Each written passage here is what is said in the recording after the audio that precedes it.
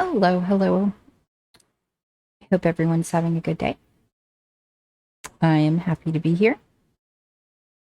Get to hang out with you guys.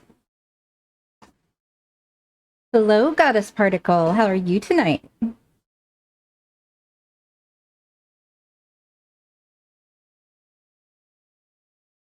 see if I can actually get the game to show up. There it is. Hello, Eyes. How are you? Hey, Blood. Good. I'm glad to hear that, Goddess. Thanks. Thank you, Blood. I appreciate that. I'm trying to get comfy here.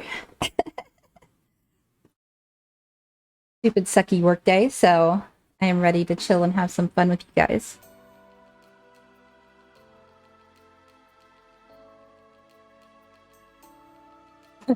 Taking a short break from work and trying not to fall asleep. Yeah, I get it. I get it. I slept like crap last night. But I slept in late then.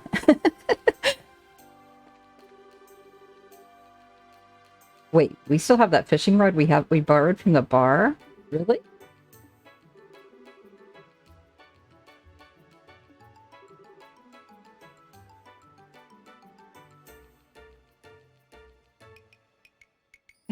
Should have stayed in bed and tried again, yeah.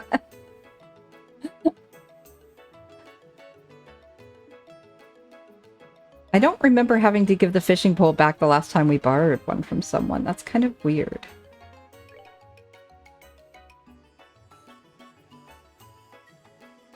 I think this is the bar. Yes, it is. Okay. Do I give it to? Mayor arrested. Don't care how much money you've got or who you are. If you start attacking orphans, you're scum. I second that. It's a nasty enough story to shock the foulest of scoundrels. Okay. Excuse me. Will you talk to me? Hello. Okay. Was the mayor really arrested? I don't know the whole story, but it must have been something major. Alright, take your stupid fishing pole back.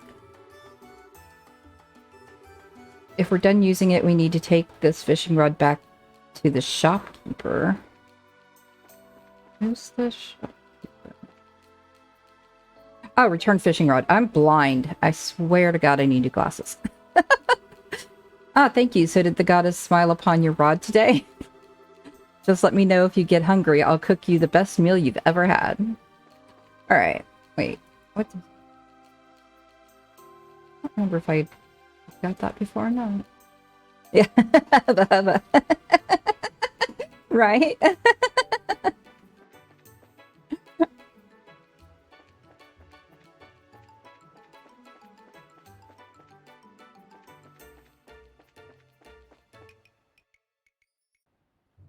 Yep. Goddesses smiling on people's rod. Yeah. May the goddess smile upon your rod. I think this is the right way. I think.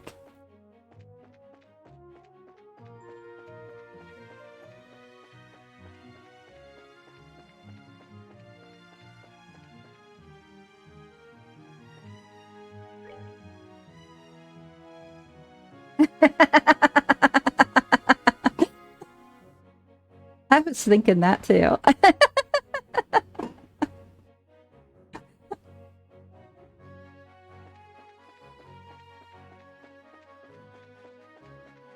There's lots of things you could replace it with.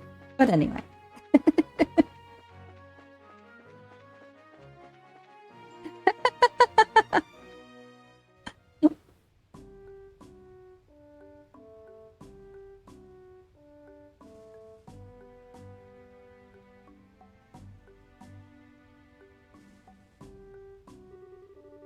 I've been here before, but this is a nice little spot. The view here is breathtaking. Certainly doesn't feel like a checkpoint, that's for sure. Actually, I hear that a lot of visitors come here to see the waterfall. Really? Ruin sure has a lot of nice places, huh? I can understand why the Duke would want to live here. Agreed. But I think Roland is also a nice, relaxing place to live. Oh, you've been to Roland? Yes, I've been to all 5 of the great cities. Oh, that's right. Zeiss is up ahead. You'll be surprised how charming it is. Really? Sounds like we're in for some fun. All right, why don't we get the paperwork started then? Okay. Yes, paperwork. Sounds amazing. Oh, that's just a song. What do you have to say? Welcome to the Air La 10 checkpoint. If you want to get set up to go through, head to the counter inside. Got it.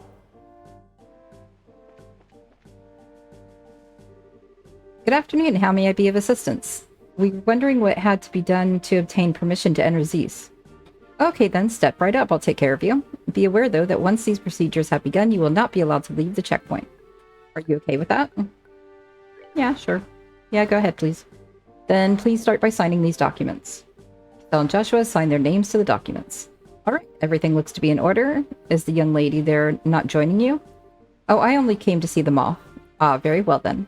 You'll be able to accompany them as far as the mouth of the Caldea Tunnel. Thank you very much. What's the Caldea Tunnel? It is the main road that joins this checkpoint to Zeiss. The path is a long tunnel that passes directly through Caldea Hill. Wow, an underground road? That'll definitely be a first for me too.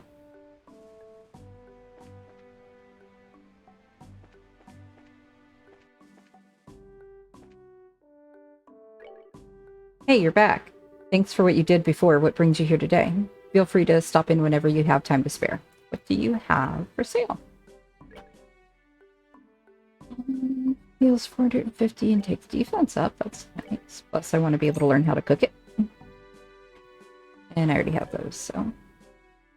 Okay, cool. Oh, hi, guys. Gotta say, you really did us a solid by dealing with the Duke. Racers and the Royal Army have never really gotten along so well, but I think we'll be a little bit more willing to help each other out in the future.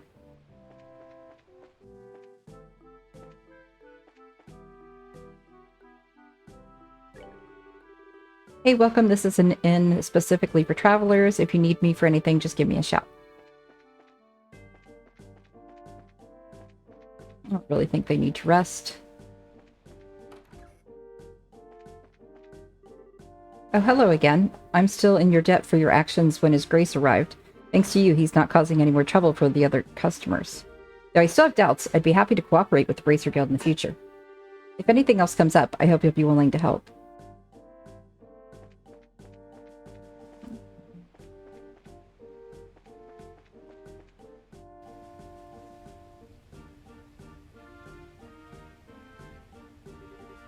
Wow, this is amazing.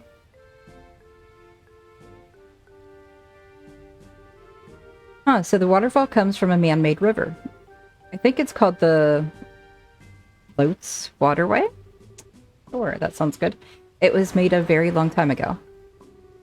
Yes, and it's linked directly to the Valeria lakeshore. Pretty impressive given that they did it without any orbmans to help. So what's that over there? That's the entrance to the tunnel, I think. Yeah. So I guess this is goodbye. Yes. So you're going to be traveling around the kingdom, right? We might be able to meet again in Grancel. Really? I'll be going back there when the Queen's birthday celebration starts. Some of my relatives will be there, so I have to join them. That's just a month away, isn't it? I think we may actually be in Grancel around that time. So then, once you're done with your family stuff, contact the Grancel Guild branch. If you do, we can try to meet up. I certainly will. Estelle and Joshua, I can't thank you enough. I won't ever forget everything you did that you've done for me. Come on, don't be so formal. We're in your debt as well, for many reasons. I'd say we're pretty even. What a thing to say. When we confronted the mayor, I said some terrible things. You care for no one but yourself, but I was no different. Huh? I've been running away from the reality of my own situation for a while now. To the orphanage and to the academy. But the two of you taught me something. You helped me find the courage to hold my head high, and find the strength to protect what matters. Because of you, I know how to be brave. I don't really get it, but if we were able to help you, I'm happy. Oh. Cheer up, okay? We'll see each other again in Grancel. Yeah, absolutely. Agree.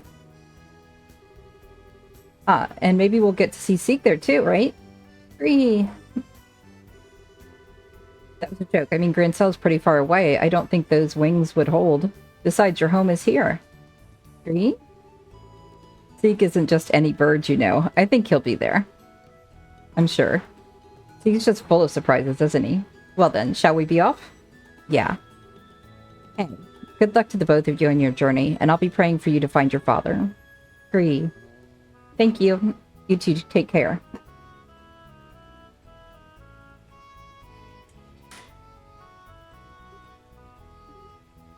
Agree. Yes, I think so too. We'll see them again. Sorry to keep you waiting, Chloe. Miss Julia, you're done with your duties at least in Fortress? Yes, it took longer than I had anticipated. Pardon my rudeness, but I've come to get your report on the incident. Thank you for your service. Agree.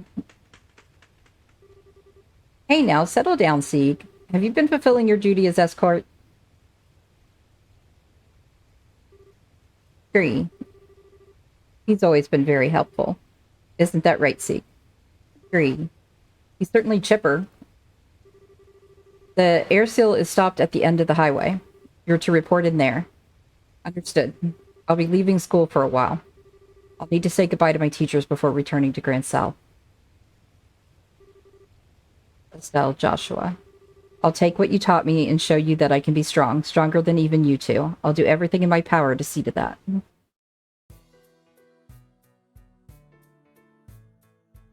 I knew there was more up with her than she let on. What's wrong? Nothing. I just got the feeling that someone was coming.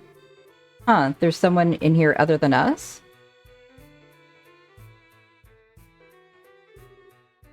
Guess not. Yeah. Sorry, must have imagined it. Oh, I get it. I think you still got a little crush on Chloe. Huh? What makes you say that? Oh, don't be shy. You know I can read you like a book. It's not unreasonable after all. You did, kiss her during the play. What if she asked you to come back? You'd say yes, right? I guess you didn't notice then. Notice what? The last scene. That was just for show, you know. It was staged, just so it would look like a real kiss for the audience. What? You really can be completely clueless sometimes. It was written right there in the script notes. Oh, I see. Note to self, do not insert foot into mouth. But why do I feel so relieved? Estelle? You okay? I'm fine. Come on, Caesar waits.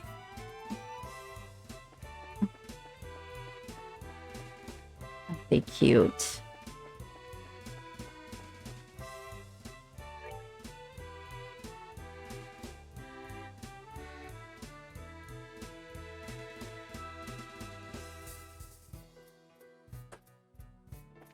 Do I want to wander off path and see if there's chests or anything? Let's go down this way.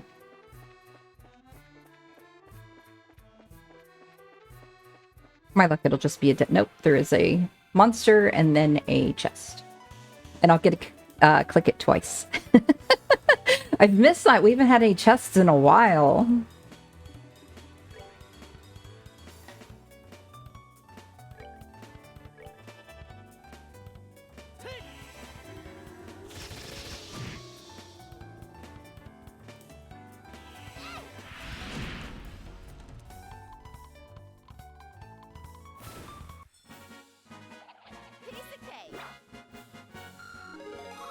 Hey, Joshua leveled up. Cool. Alright, what's in the box? Death Blow 2. And what happens if we go through it? Reduced to searching empty chests. That's really sad. What can I say? Now I want to go down the other way too. And see if there's one at the end of it. I guess I should see what Death Blow was. Is that equipment or is that... good items? It might be quartz, actually. Yeah, I already had them too, so. Alright, not a big deal.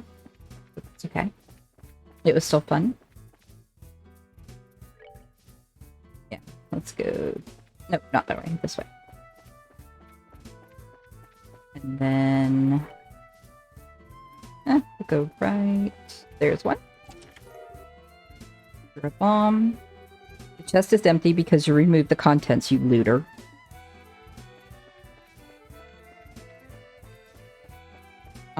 Oh, there is one there. It's just hiding. There a bomb. Nope, still empty. Rusty treat. Oh my goodness. Got some more too. They're like... You can hear that? It's treat time. Look at this big one that you get. He's gonna be munching on that for a while. Is that good? Nom nom nom.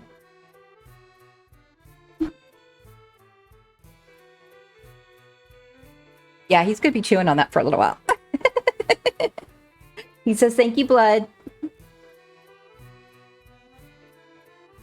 And hydrate, you got it. I don't even have my water opened yet.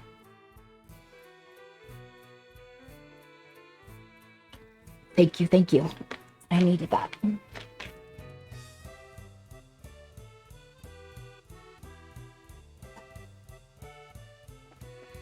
Hey.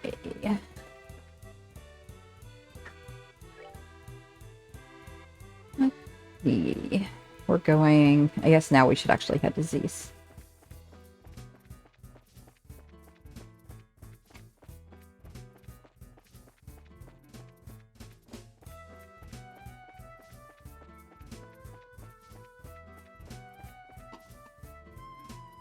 He is still munching on it.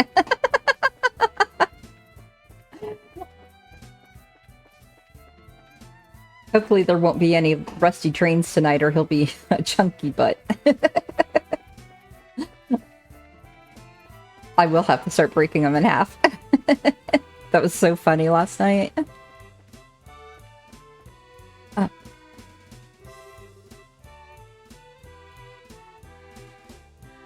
Well, I guess I don't even really need to. I'll do it anyway.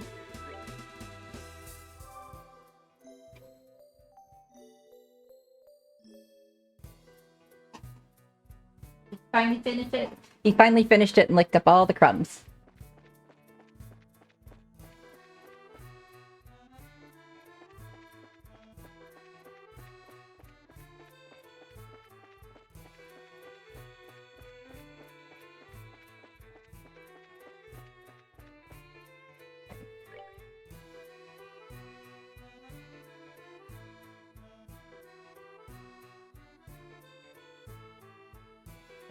Because I have a feeling we'll end up at that other place some other time.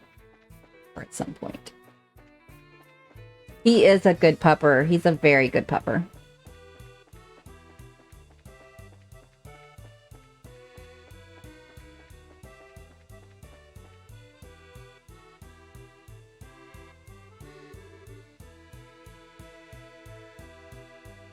I have to hurry. Huh? Someone's coming this way. Oh. Good afternoon. Where's the fire? Good afternoon. Are you taking this road too? Well, yeah. Have you seen any lights that weren't working? The lights along the tunnel wall, I mean. Sorry if there are, I haven't noticed any. All the lights we passed are still on, but we did pass one that was flickering. There's 2 rivers between it and here. That's it. It's just like I thought. Sorry, I have to hurry. I wonder if she's from Zeiss. Strange little kid. Seemed awfully flustered. Now I'm kind of worried. You want to try following her?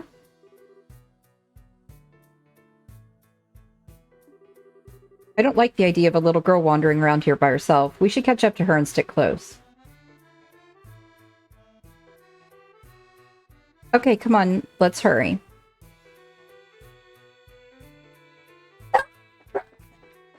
I apologize. Somebody's knocking at the door and they're gonna get hurt. Because I don't know who they are. We get a lot of people here that come up and, like, try to sell you stuff and crap on the door. Rusty, you tell him.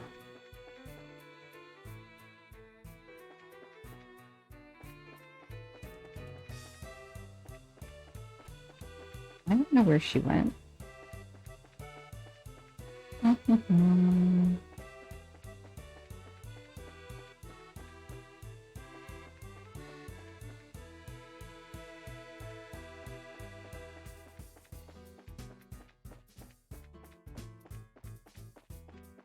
Where did she go? Oh wait, he said there was 2 rivers there. Yeah. Eyes.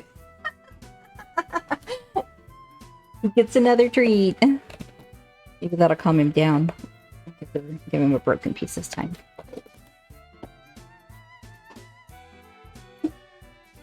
It's okay, bud. The guy's... Oh.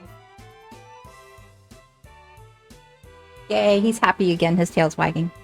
He's like, I've forgotten the intruder that tried to knock on the door. Thank you, Eyes. Is that good? Yeah, you're happy. Die. I can't believe there are so many of them. It's going to break at this rate. Maybe this? Bearing set, angle of elevation 20 degrees, orbital compression at 30%. Go. If you come any closer, then I won't miss next time. I mean it.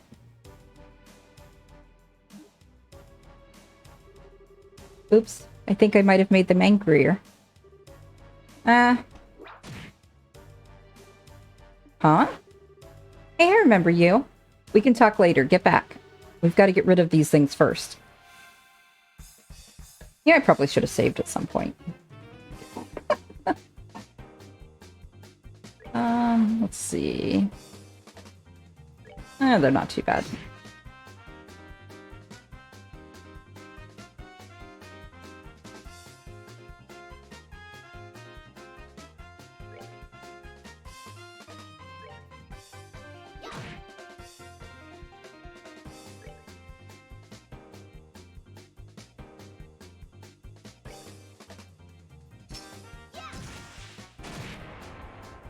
Alright, I like her. I like her.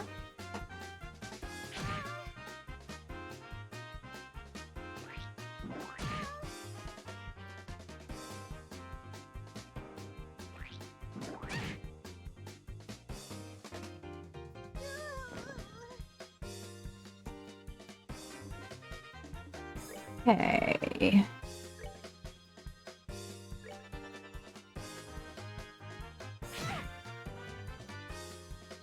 I still miss Shara, though. I don't know, getting the different people in your party is fun, though. But Figura has still been the best one.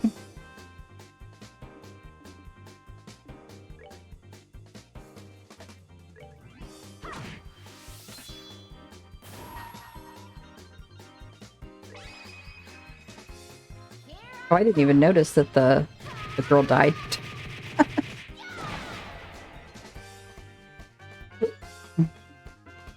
Alright, let's get rid of this guy, and then I'll bring her back.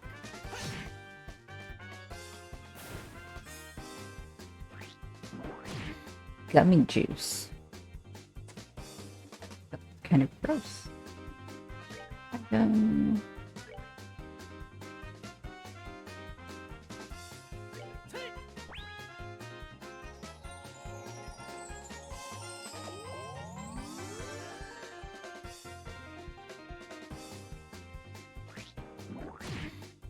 I wish he'd quit spitting on me.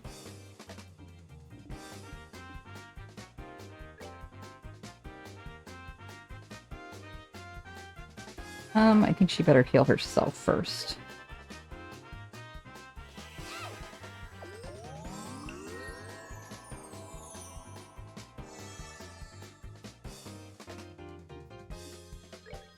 And we'll have him give her... total health does she have? 491. Sure, that'll work. And I learned the recipe. Alright. Now we can take this dude out.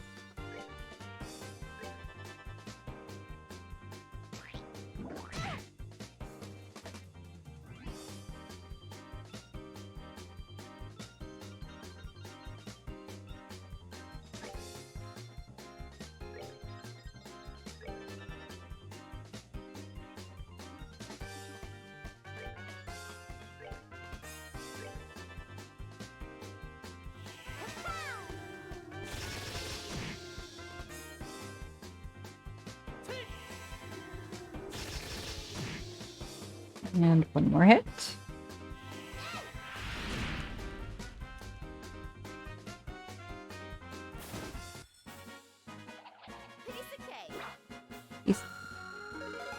And it's still leveled up. Awesome. And we learned Comet.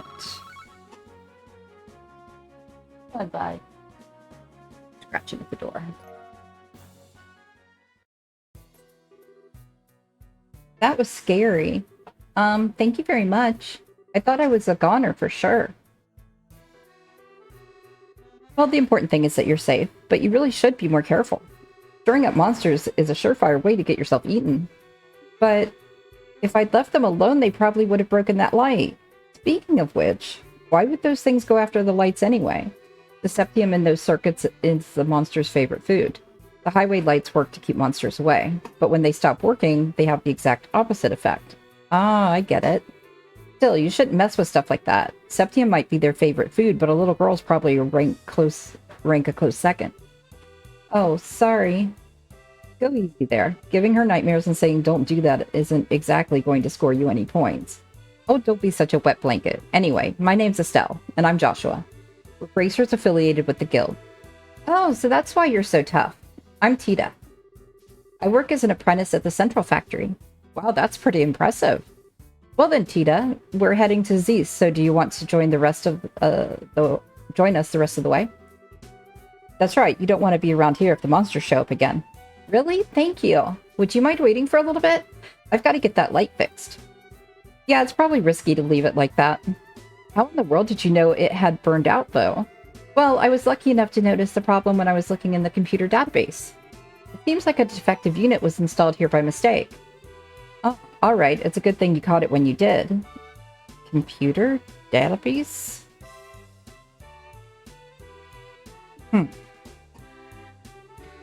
Okay, that should do it. Sorry it took so long. Color me impressed. Well, if she's an apprentice at the Central Factory, she has to be good. Well, I didn't do anything special. I just fixed the quartz connection and adjusted the orbital pressure. Well, it sounds special. It's not that big a deal. Okay, how to explain this? Each orbit has a quartz circuit inside, and if that isn't properly connected, the orbital energy inside the unit will have nowhere to go. As a result, the orbit won't be able to function properly. This happens sometimes with the highway lights, which means their ability to give out light and ward off monsters is compromised, so stop. Maybe you should save the explanation for after we get on the road. I mean, if we stand around here too long, the monsters, you know... Yeah, I guess so. I was just warming up, too. Well, why don't we set out for Zeiss, then? Okay. Yes, sir.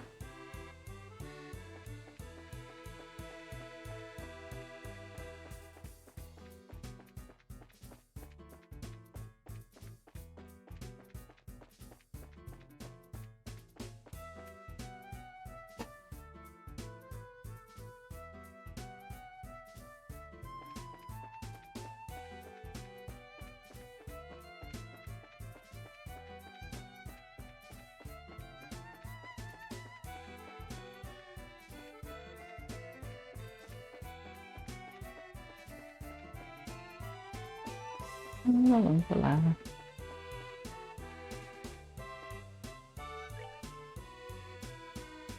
gonna go check this one.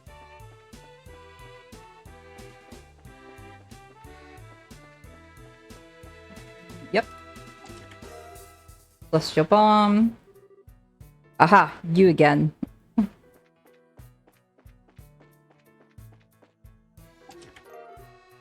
Air Bomb.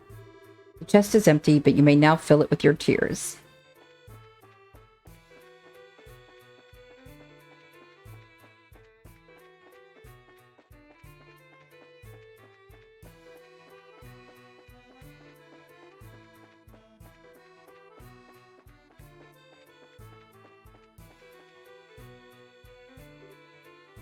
Oh.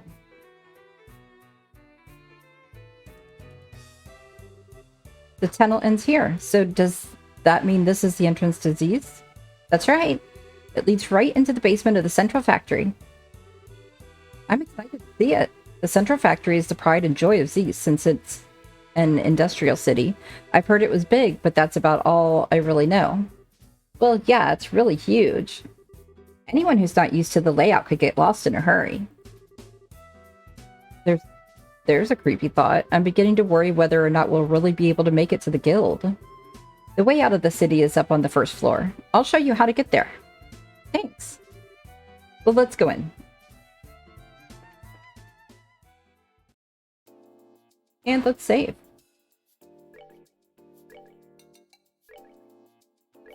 Oops. Yes.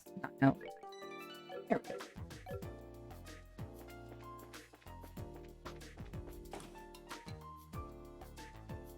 Oh, no map. This should be fun. Whoa, what's this place? Wow, it looks like almost the entire factory is completely automated. Below the city, there's lots of ornament factories. They make everything from lights to airship parts. That's awesome. A little overwhelming, but awesome.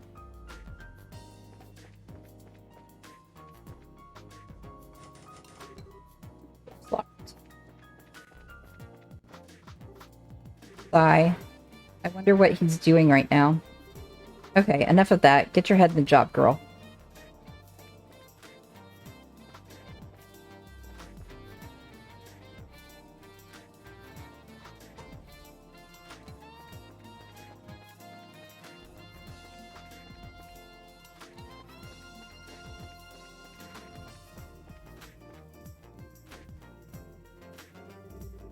Oh, there's only an emergency staircase through that door. If you want to go up to the ground floor, just go back the way you came and straight down the hall.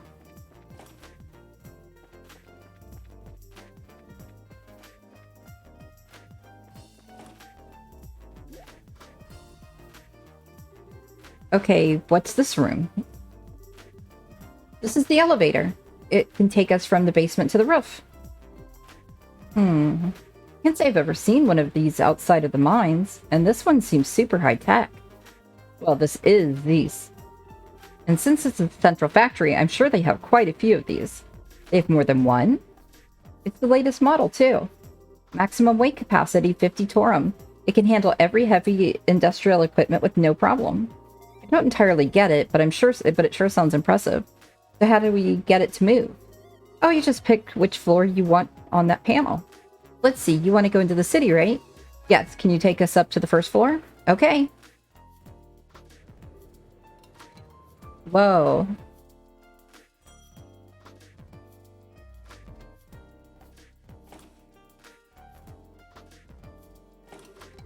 Whoa, check out the size of this place. This is the central factory's main floor. It's where the reception desk and consumer maintenance windows are. I see, so we can get out to town from here? Otita. Miss Hazel? There you are. Supervisor Travis has been looking for you. He'd like for you to go straight to the operations room. Oh, okay, I will. Uh-oh, sounds urgent. Thank you for showing us around. It's no big deal. It's the least I can do after you beat up those monsters for me. Well, we're planning to be in Zeiss for a little while. Would you mind if we stop by to see you again? I'd love that. Bye-bye then. What a sweet kid. I get the impression that she's a lot tougher than she looks. I agree. I always wanted a sweet, lovable little sister like her, instead of, might I add, an obnoxious little brother. You keep saying things like that, but you're the one who's always following me around. If you want to be more like a real older sister, you need to get your head out of the clouds every now and then. Look who's talking. Anyway, all siblings rivalry aside, what do you want to head into the city? Yeah, first I'd like to switch assignments at the guild. Plus we can see if there's any new information on the Orpman or Dad. Sounds like a plan. Welcome to Zeiss Central Factory. If you have any questions, please let me know.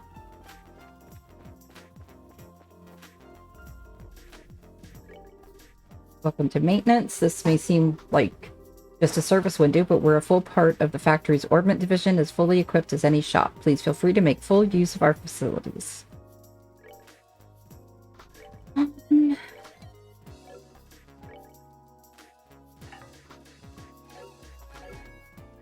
Oops, I didn't want to trade. I think I did this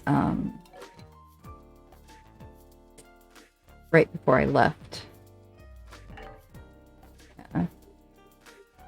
The other area. Am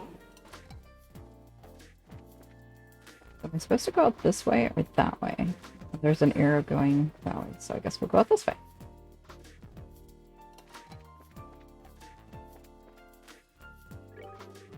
You look like you've been working hard. How about a nice cold drink?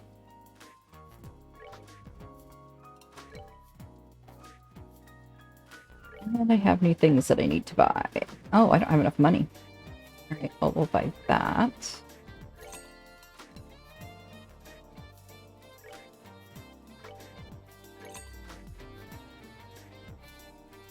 And that's all I can get. Okay. Welcome. I have all kinds of beautiful flowers. Please have a look.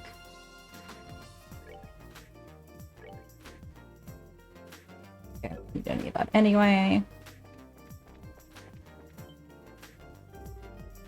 Whoa, what's this?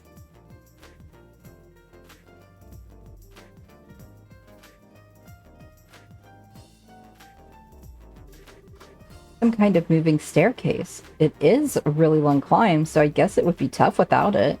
Yeah, but to have the whole thing moving underneath you? This place has been full of surprises ever since we got here. No kidding. I don't know if I want to go down there yet, though. Apparently I do.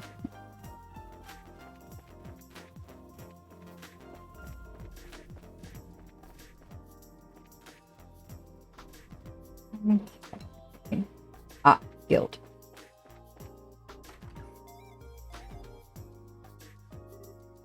Hi there. Pardon us. See, we're finally here, I see. Estelle Joshua, welcome to Zeiss. Huh? You know us? I've already been briefed on your arrival from one Jean at the Ruin Branch. A girl with chestnut hair tied in twin ponytails and a boy with black hair and amber eyes. That is you, is it not? Okay. My name is Kalika. Zeiss welcomes your service. It's a pleasure to make your acquaintance. Same here? The pleasure is ours. I know you've only just arrived, but I'd like to proceed with the formalities of changing your affiliation. If you'll just sign these documents. Okay. Estelle and Joshua sign the assignment change forms. That should do it. You are both now affiliates of the Zeiss Regional Guild. There are no urgent matters that must be seen to currently. You're free to check the bulletin board and work at your own pace. That's kind of disappointing, but hey, a little peace and quiet can be a good thing. Oh, I had a question to ask. About Cassius, correct? You can read minds. Did Jean tell you about him too? The whole sordid matter. I'm sorry to have to say that Cassius is not currently in the Zeiss region. He only stops in every few months or so. Figures. That just leaves Grincell, or maybe... I believe I might be able to provide you with a lead in another matter. Please take this. What's this? It's a letter of introduction to the head of the Central Factory, one Mr. Murdoch. He's basically like the mayor of Zeiss region. Is this in regards to the matter of the Black Ornament? The stories of the mayor's residence paint it as a very mysterious item. I'd suggest that you consult with the factory chief and see what he has to say. Wow, you've really got this all planned out. Do you have some kind of superpower, Kalika? My business is to provide support for bracers such as yourselves. I simply decipher the intelligence that's provided and pass it on as the mandates of my job require. Wow. We really appreciate your assistance. Think nothing of it. I trust that you will return to assist us should a major incident occur. You can count on us when the time comes. Well, do you want to go ahead and see the factory chief? Sounds good to me. And let's check the board while we're here. There's not much there. But we will take it. Where am I supposed to go? Let's see. Factory chief. Where would the factory chief be? The factory that I just left? Yeah, I guess so. Go back. Okay.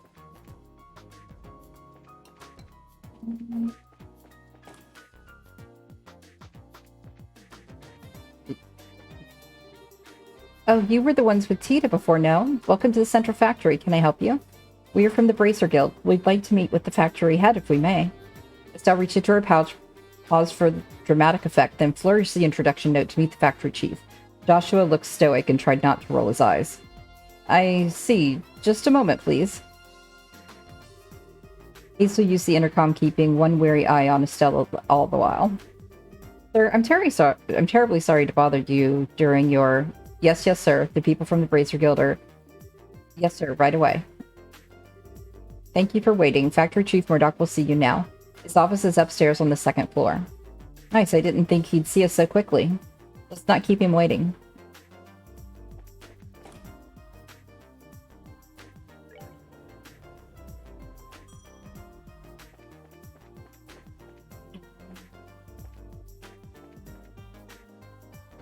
Here? Excuse me. We saw your request on the bulletin board. I didn't even read what I got on the bulletin board, but... Oh my, you're here already? I only just put in the request a little while ago. Well, we had just come in to change assignments, so we were ready for work. Shall we get started then? No, not right now. Oh, sorry, right now isn't the best time. Oh, I see. Well, please come back by once you finish whatever business you have. Okay, we will.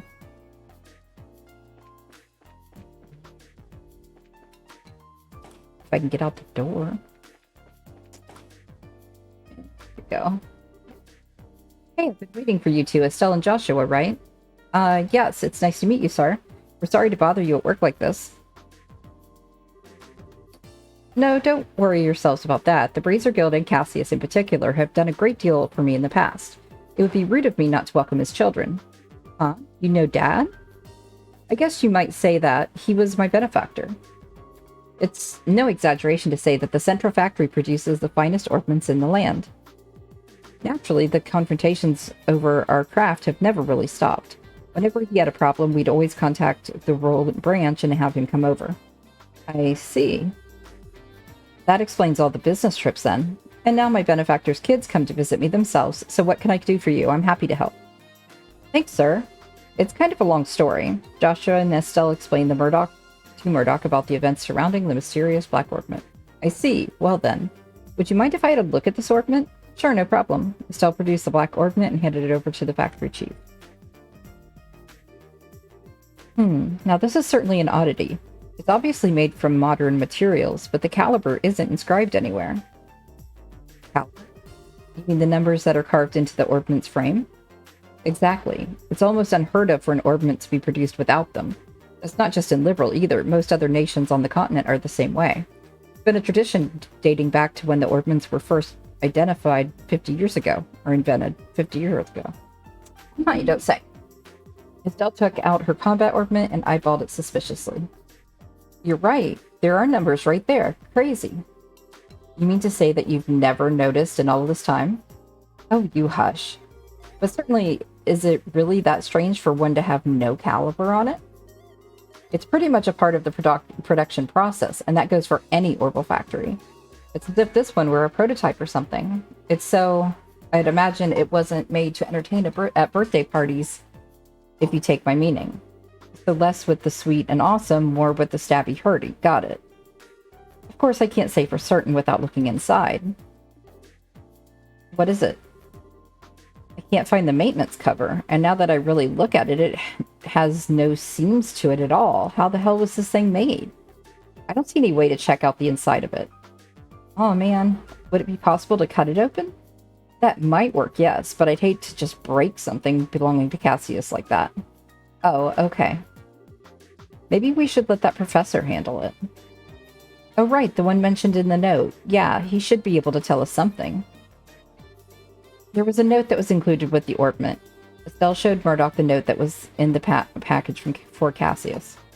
Please ask Professor R to do an analysis. You wouldn't happen to know who Professor R is, would you? Well, let me think. From the letter R and the people that Cassius knew, it must be Professor Russell. I thought so. Who's Professor Russell? And wait a second, how do you know this guy? I don't, but I know of him.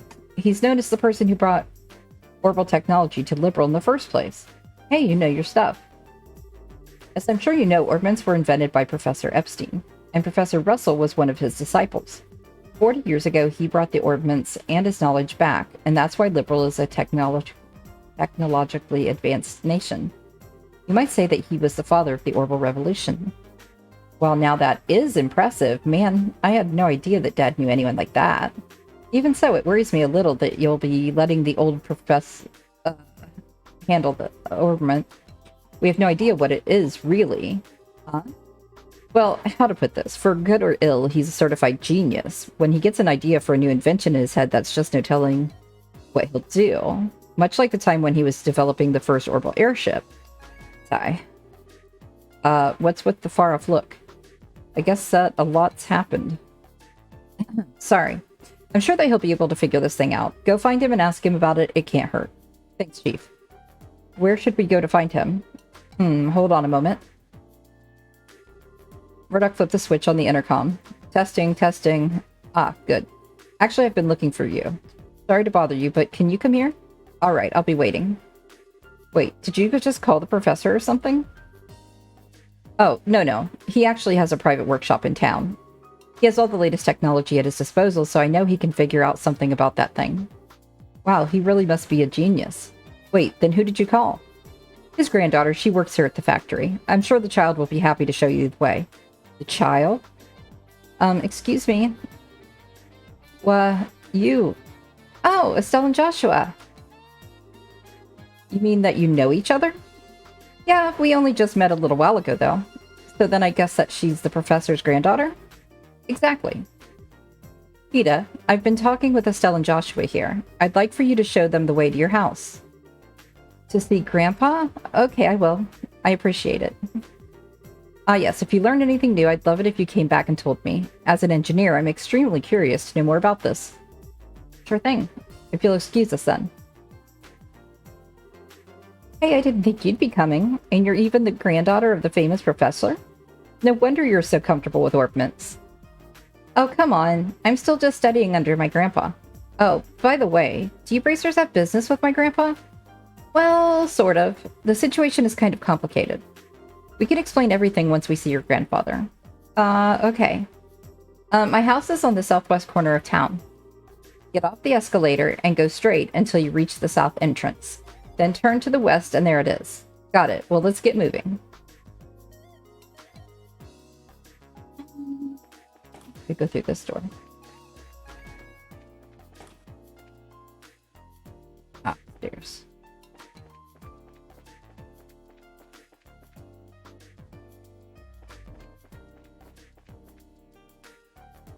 And I have no idea where she said to go.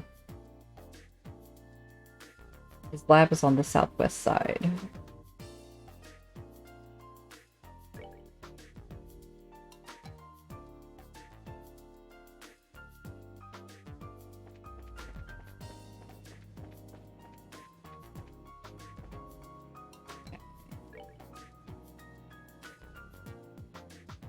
Let's be it right there. Scroll the way down and turn right.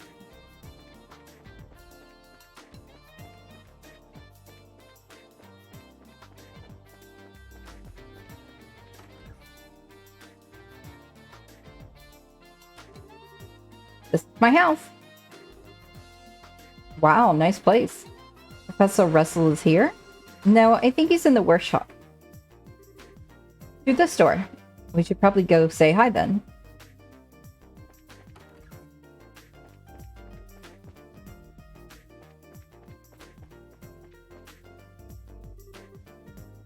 Grandpa? Grr. Okay, maybe this way. Grr. Arg. So this is the professor? Nice to, meet you. My name is Estelle Bright of the Bracer Guild. We actually came to get your expert opinion on, got it. Eek. I did it. It's finally complete. That's right. Who's the man? I'm the man. Yes, I should start teasing it at once. Testing it at once.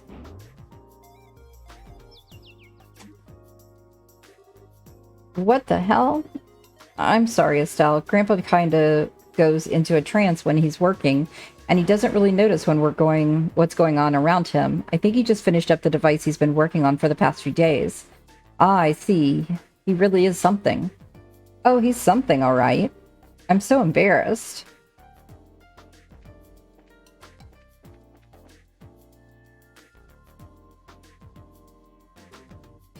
Grandpa, there are some people here who need to talk to you. Hmm? Oh, Tita, you've come at just the right time. I need your help with compiling the data for these tests. But Grandpa, this new invention will actually block a biosensor Orbman's detection faculties. It emits a unique orbital force field that deflects the energy that a biosensor sends out when it scans. Oh, really? Yes, really. Since when do I overstate my own accomplishments? Now, come on, we've got testing to do. Right. Professor Russell and Tita begin working with some complex-looking equipment. Hey, now. Never mind, Estelle. I think we should just let them be for a little while. Hey, you with the black hair. Who, me? Who else?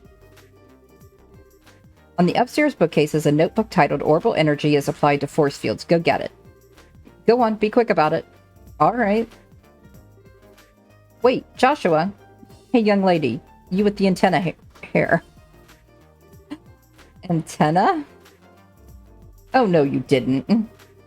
Quit farting around and make some coffee. Why should I have to make you coffee? I take it black, by the way. I want it clear as mud. You're not hearing a word I say. Fine, whatever.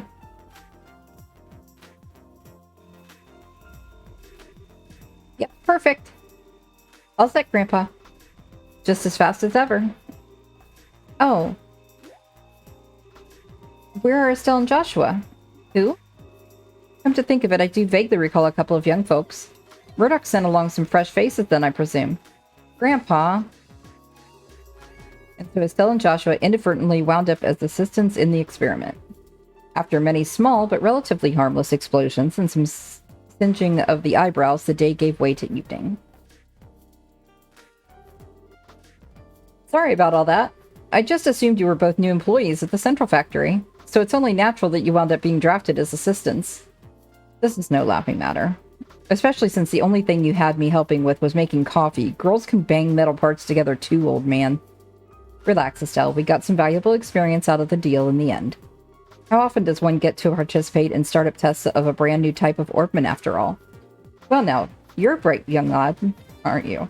Want to give up this bracer nonsense and start up in the field of orbital engineering? Grandpa, I'm really sorry, guys. I guess I got caught up in the moment, too. You don't need to apologize, sweetie, but I thought the father of the orbital revolution was going to be some really amazing man, not some old fart with attention deficit issues. Please, you're too kind. Moving on. So I'm being paid a visit by the children of Cassius. That's quite the surprise. So you really do know our dad? Yes, from way back when. I've known him since his army days some 20 years ago. I've met him too. He had really nice mustache, right? Savage. Well, I don't know if I'd call it nice so much as suspicious looking. But if he's known Dad for that long, it looks like we'll be safe and trusting you-know-what with Professor Russell after all. Yes, I have to agree. What are you talking about? And what was it you wanted me to help with? Well, Estelle explained to the professor the whole sequence of events surrounding the Black Orbment. I see. Wow, a pitch-black orbment? Yes, most intriguing. And with no inscribed caliber or seams? Look at that frame, too. Professor Russell produced a cutting tool from his belt. Without a word, he pushed the blade's edge against the outer shell of the orbment. Wait, what are you doing? It's a special alloy steel cutter. Just as I thought. Here, take a look. Okay. Estelle, Joshua, and Tita peered intently at the black orbment. Huh? There's not even a scratch. The frame is made from some type of metal that I've never before encountered. Opening it up for a closer look is going to be quite the task, I think. That's just crazy. If we can't find some way to open it, we'll be right back to square one. Well, I can certainly spend some time on trying, but first I think maybe we should put it under a measurement scan. A what now? That huge piece of equipment you saw when we were working on the experiment. It can gauge orbital energy activity in real time. You're making my head hurt with your technobabble. Just tell me what using that thing will accomplish. To put it in layman's terms, it'll allow us to see just what this orbment does. We won't be able to draw any definitive conclusions from measuring what kind of orbital activity is occurring, but it's a start. And that should give us a major clue. Indeed. So without further ado, Grandpa, shouldn't we have lunch first? Sure. Estelle and Joshua, you're both welcome to join us. I can't promise it'll be anything special, but sounds great to me. We'll even help with prep. Alright, come on then. I've got a bit to do while lunch is prepared. No, I want to see it too. No fair working when I'm not around. My house, my rules. What is up with these two? Now I see where she gets it.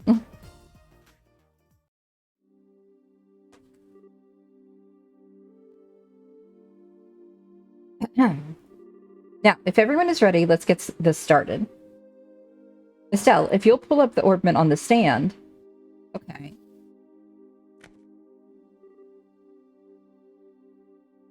Like this? Yes, thank you. Are you ready, Tita? All set. Good. Now commencing orbital force measurement test on the black orbment. Black orbment, so that's going to be the official name after all? But using it officially is so boring and simple. Why not something cool like dark thingy of impending doom? No, simple is best. Anything longer than black orbment would just be annoying to say. Fidget. Oh, look at her. She's all anxious to start. Huh? Oh, Alright, let's begin. Tita, if you'll activate the scanner, please. Okay. Output is set at 45. Put all measuring equipment on standby. Roger. Done. All measuring equipment is calibrated. Okay, from here on out is the real deal. Since no direct input or output was detected, all we can do is measure how the central crystal circuit responds. Now let's see just how much this contraption is really worth. I really can't read tonight. You're sure in a good mood. And click. Neat, it's all glowing and stuff. I get it. It's putting a major strain on the crystal circuit. There. Tita, any readings? Yes, but they're kind of weird. The tachometer needle's shaking like crazy. Now it's spinning around the dial. What?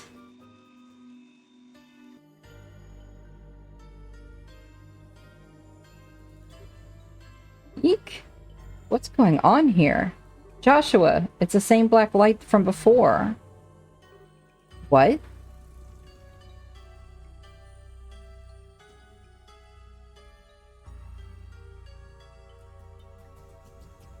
Uh-oh. Power outage.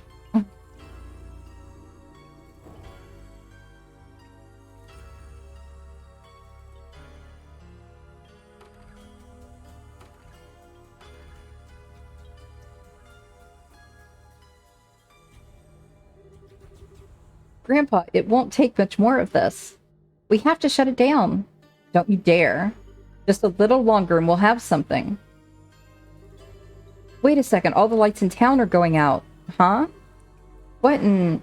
Bah, we have no choice then. Terminating the experiment.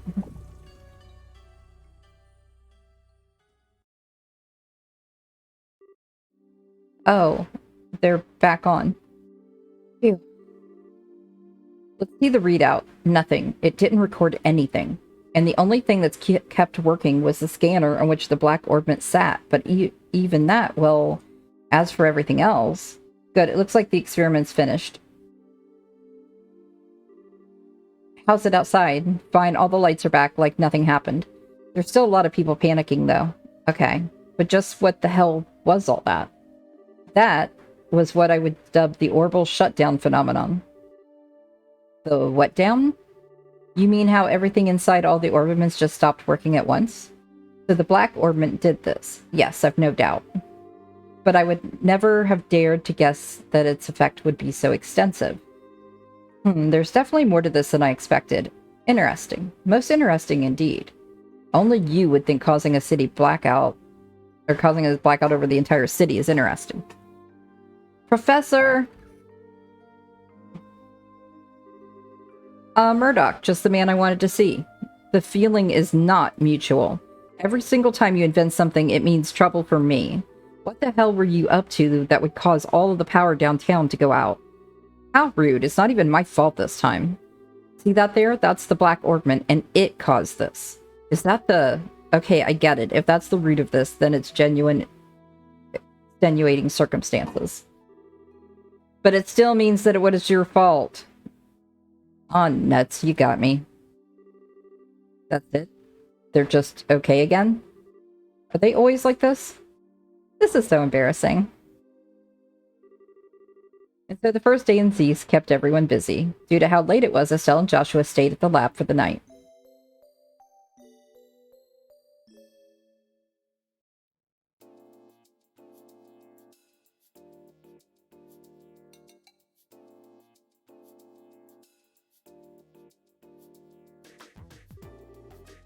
Man, yesterday was such a crazy day. I was surprised enough at the town, but I really wasn't expecting to deal with anything like that.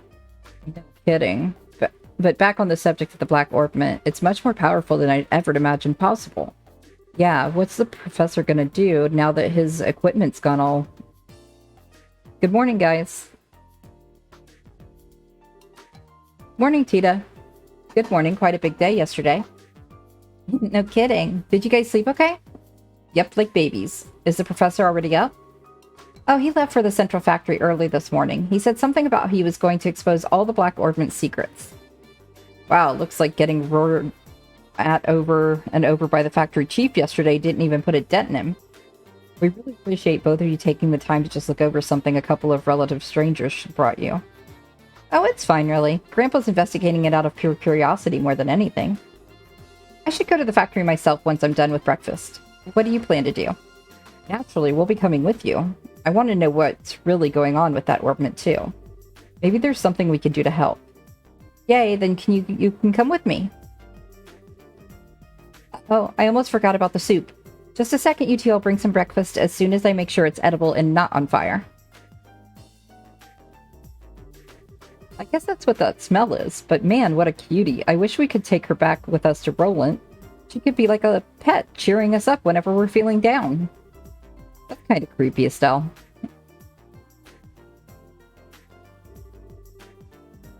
And now that we've had a good breakfast, off to the central factory. Before we do that, I'd like to check in at the guild. I think it might be best to report on what happened yesterday, just to be on the safe side. Well, okay. Hey, Tita, would you mind if we stop by there on our way? Sure, go ahead.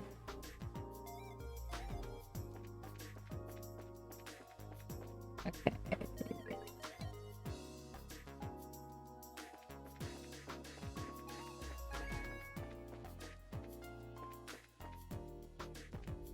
I find the way to get into the door.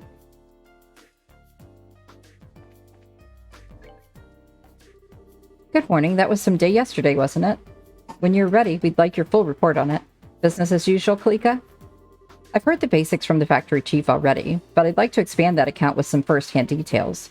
Well, Joshua explained the details of the orbital blackout. I see. So the orbit that was sent to Cassius in secret was in fact something dangerous. The guild is very interested in these developments. We need to continue working with Professor Russell for the present. We thought you'd say that. When we have more information, we'll contact you immediately.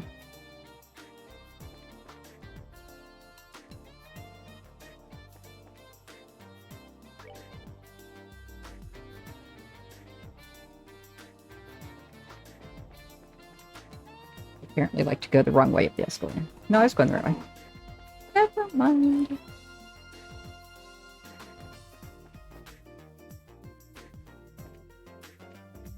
Oopsie.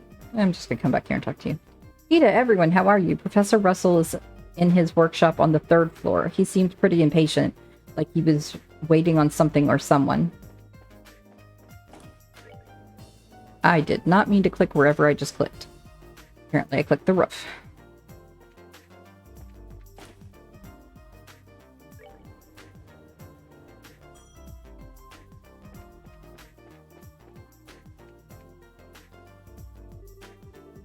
I know you're probably busy due to last night, Carl, but I wonder if I could have a word. I want to discuss Louise. Her original application stated a desire to work on airships. If possible, I'd like to move her to work on the Airseal's orbital engine project. What do you think as her supervisor? Louise, she's an exemplary researcher and scientist, but she's losing her drive working on orbital weapons research and design. I agree with her transfer. It'll be good for her. Yesterday's event was quite the surprising phenomenon. As far as I know, this event is inexplicable within the limits of our current knowledge of orbital technology. Okay, now where did I put those documents?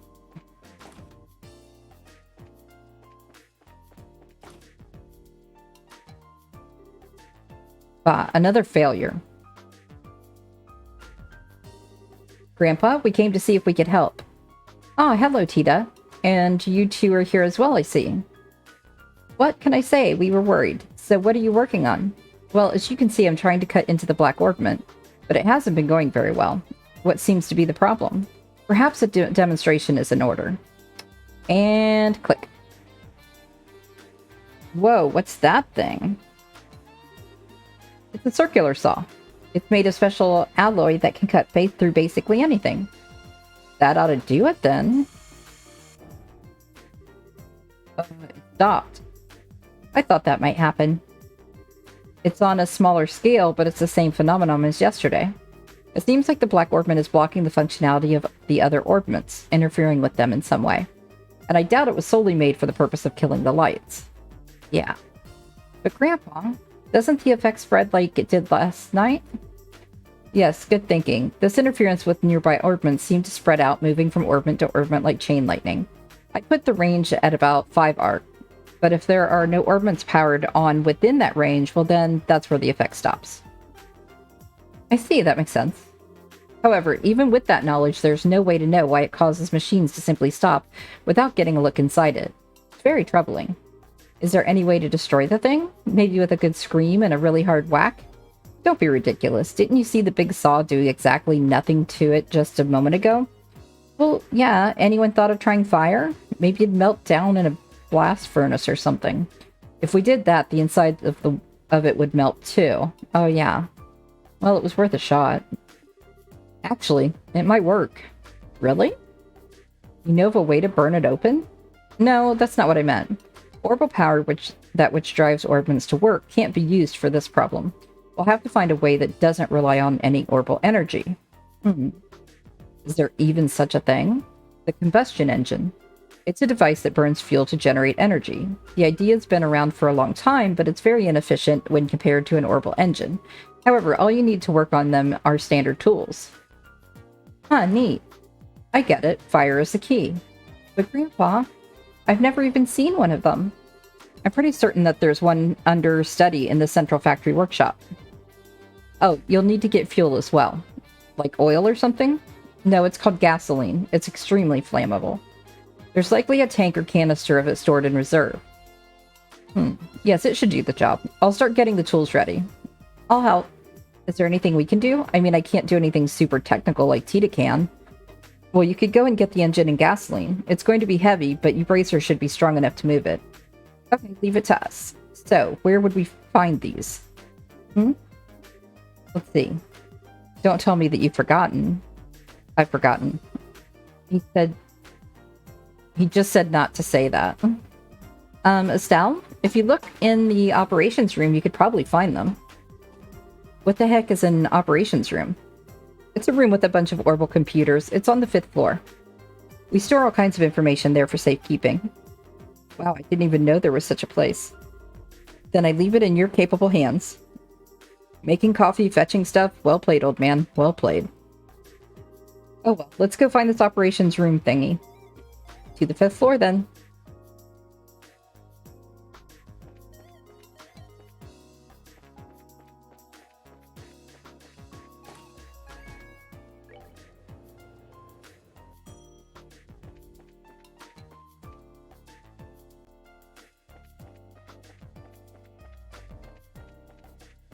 Okay, cool.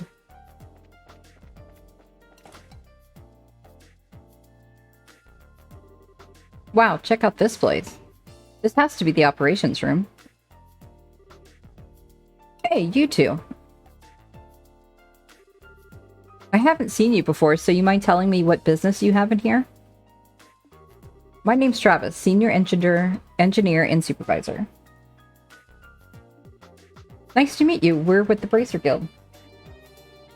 We're here at the request of Professor Russell, so if... Professor Russell? He's not in trouble again, is he? Again? You really don't have much faith in him, do you? No, I mean, I realize that he's a genius. He is the one who developed the Capel unit, after all, but even being acquainted with him results in no end of trouble. Hida, on the other hand, is an incredibly sweet girl, just an all-around good kid.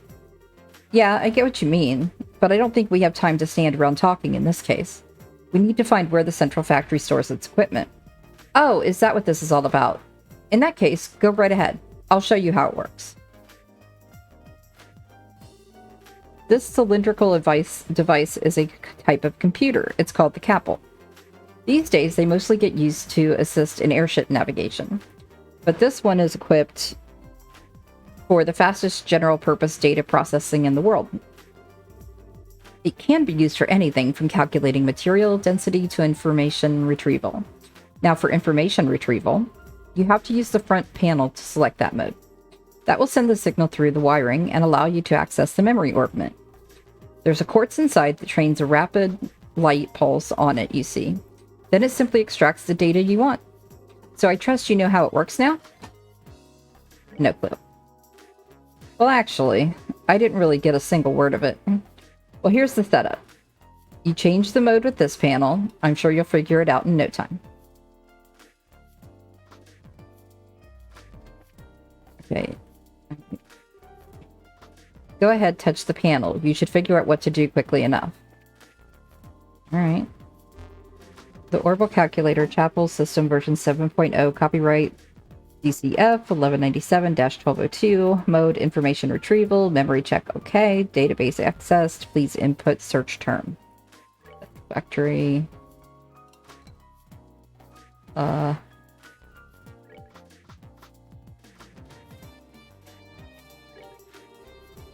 Reorbment, general item for devices that draw orbital energy from septium, invented 50 years ago by Professor C. Epstein. The clockwork mechanism inside causes a reaction between quartz, which in turn produces a variety of different phenomena. Their greatest advantage ever combustion engine is that the orbital energy within them is gradually restored over time and the variety of different phenomena they can produce. They are also much more economically efficient. Don't think this has anything to do with anything. He has the orbital calculator holding up. My meters are saying that everything is running smoothly. I just want to know where to get the gasoline. Am I supposed to, like, take this whole thing? No. Alright, let's see what this says.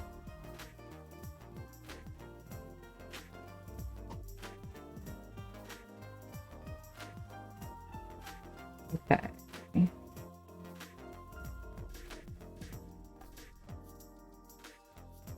We need the combustion engine and gas to convert the miter cell. Let's check the 5th floor operations room to see where they're stored.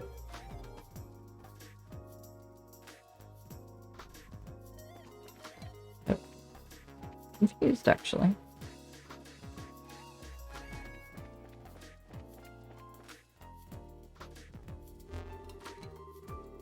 That's an orbital calculator, not a combustion thing. Hey Lux, how are you tonight? Very good to see you. How was your day?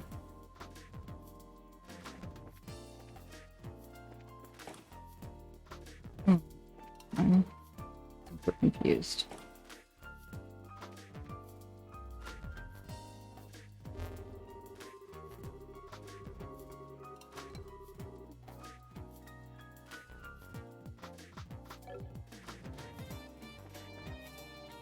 Something else in here give me something to click on, please? That would be great. Alright.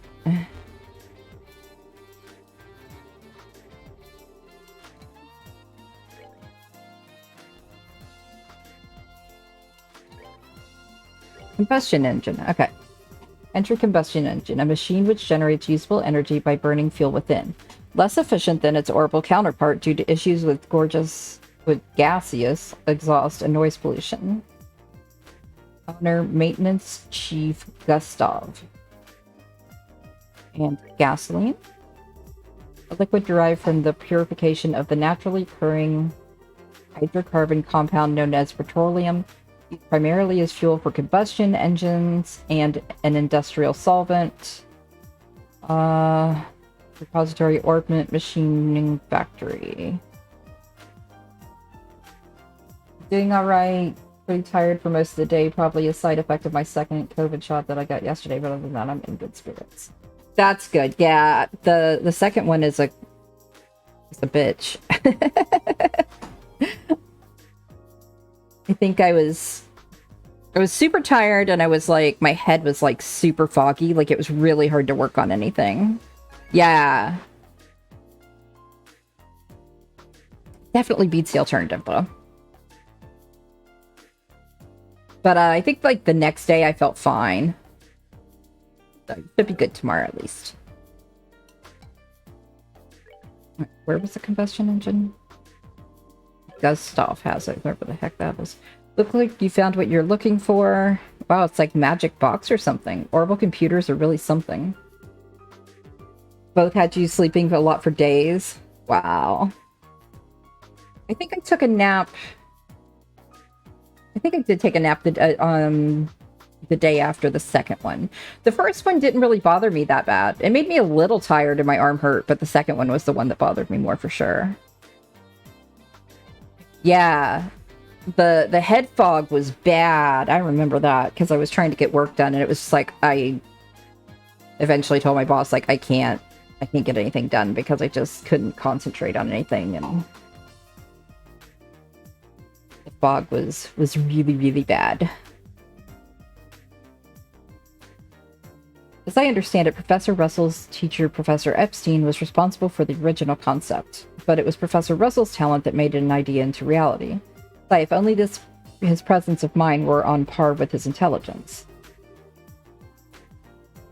Yeah, it is a small price to pay. It feels really good, I think, once you get it and you know that you're, like, I think you have like a week or two until you're like fully safe, but it's like, the first thing I wanted to go out and do a whole bunch of stuff. Now I'm over it. I don't really go out and do all kinds of stuff like I did. But at first it was just like, I can go out, I can do things, And now I'm like, all right, that was fun. I'll stay home again. Got it out of my system. It is overrated. It is very overrated.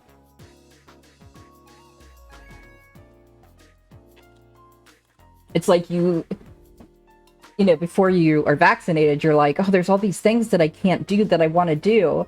So then you can, and it's like, all right, now I want to do all of them. And then, yeah, you're like, all right, I did them. I'm good. I can stay inside again. Go back to being the hermit that I am naturally.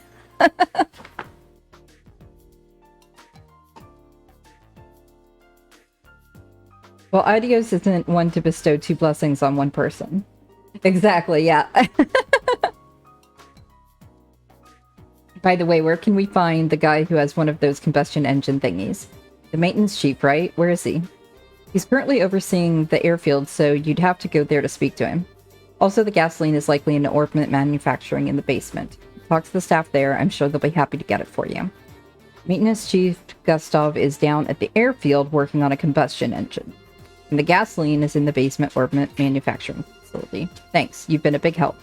Think nothing of it. Let me know if you need anything else. Alright. Yeah, I learned that last year, so my lifestyle is called quarantine. Yeah, that's like my general natural state, I think.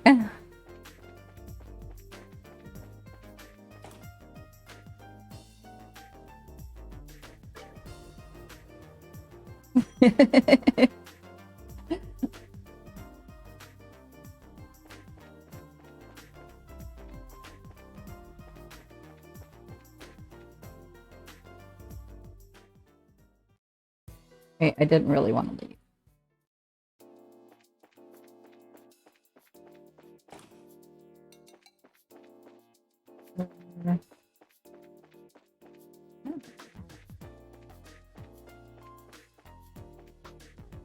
Maybe it's down here. If gasoline. Excuse me. What's that? May I help you? Estelle and Joshua explained the task set to them by Professor Russell. You need gasoline. I think we have a tank of it back in the storage somewhere. I'll check for you.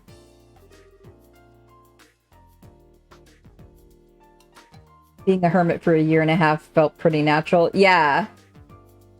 Like, I think it was hard at first because it was like, I don't know, when you're told you can't do something, it makes you want to do it more. Hey, Rabs. But that wears off.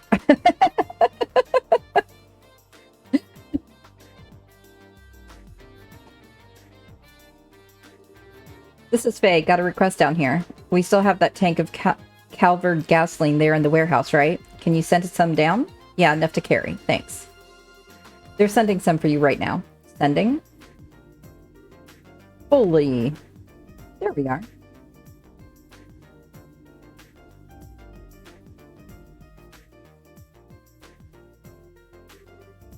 Is this gasoline? So that's what sending is? Neat, isn't it? This conveyor belt system isn't just for ordering goods. It's an entire network that connects the whole facility. Convenient. Professor Russell invented it. Originally, it was just a series of tubes for sending products back and forth, but the professor completely rebuilt the system into something a lot more useful. Of course, getting all of the infrastructure in place was a gigantic pain in the... I can only imagine. We have to be on our way. Thank you for your help. No problem. I don't know what you're using it for, but be careful with that gasoline. It has a tendency to fireball. Okay, and then...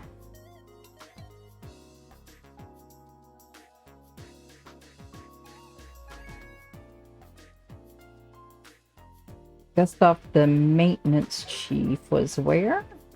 I don't think he's here at the factory. Can't get through there.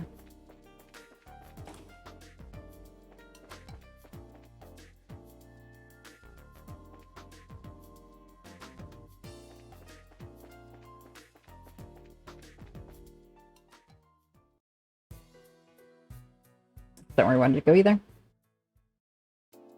I can do this. Where's the elevator? Here it is.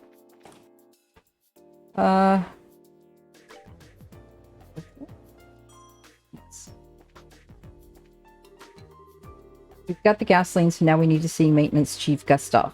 The Maintenance Chief is probably at the airship boarding platform. He only comes back to the factory if there's some kind of official business for him.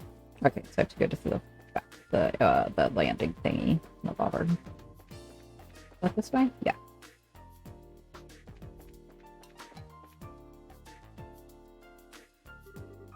Hi, need a flight?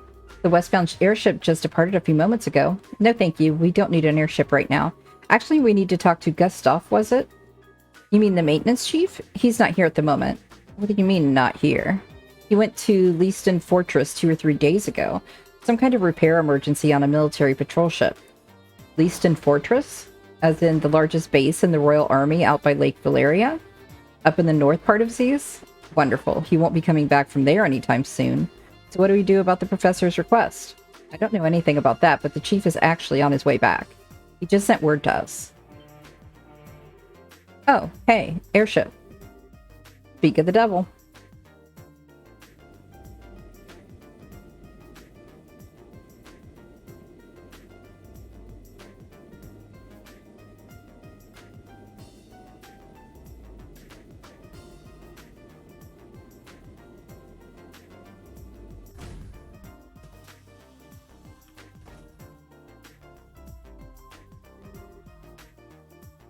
An orange ship? Or an orange airship? Hold the phone. Since when are public airships orange? No, that doesn't look like a regular public airship. The shape is wrong, and it's got work arms all over it. Now that you mention it, that's a central factory vessel, the Leibniz. It's in the same model as the public transports, but it's had several modifications. It's used for large-scale maintenance and transport. Huh, a flying factory. Then the maintenance chief is on that airship? That's right. Now's your chance. You need to talk with him, no? We do. Thanks a lot. Yes, thank you.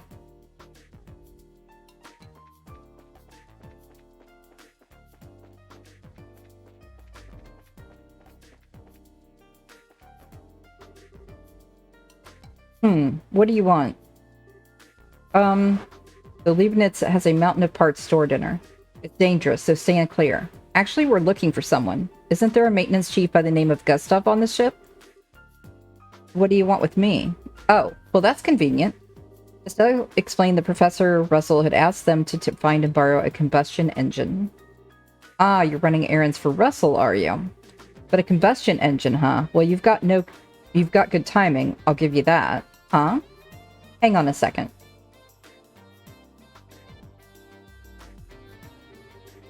Does he actually have one packed onto his ship? Looks like it.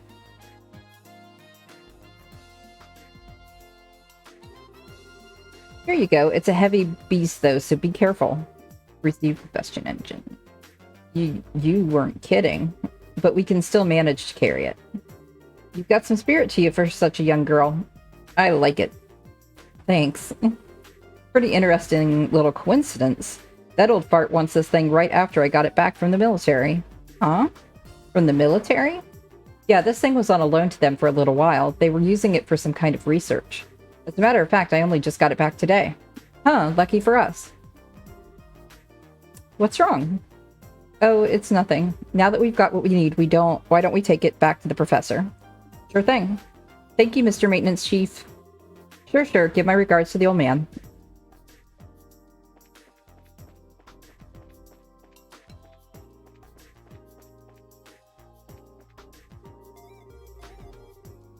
That's traffic.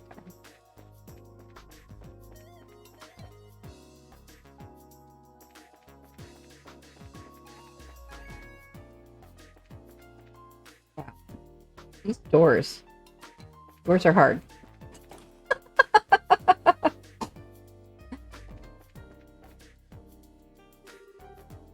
That baggage looks so heavy. Bracers certainly have to keep themselves in shape. It's 5th floor? No, that was the operations room. I don't remember where. I think it's 3rd floor, maybe. Let's see. Yeah, this isn't where I want.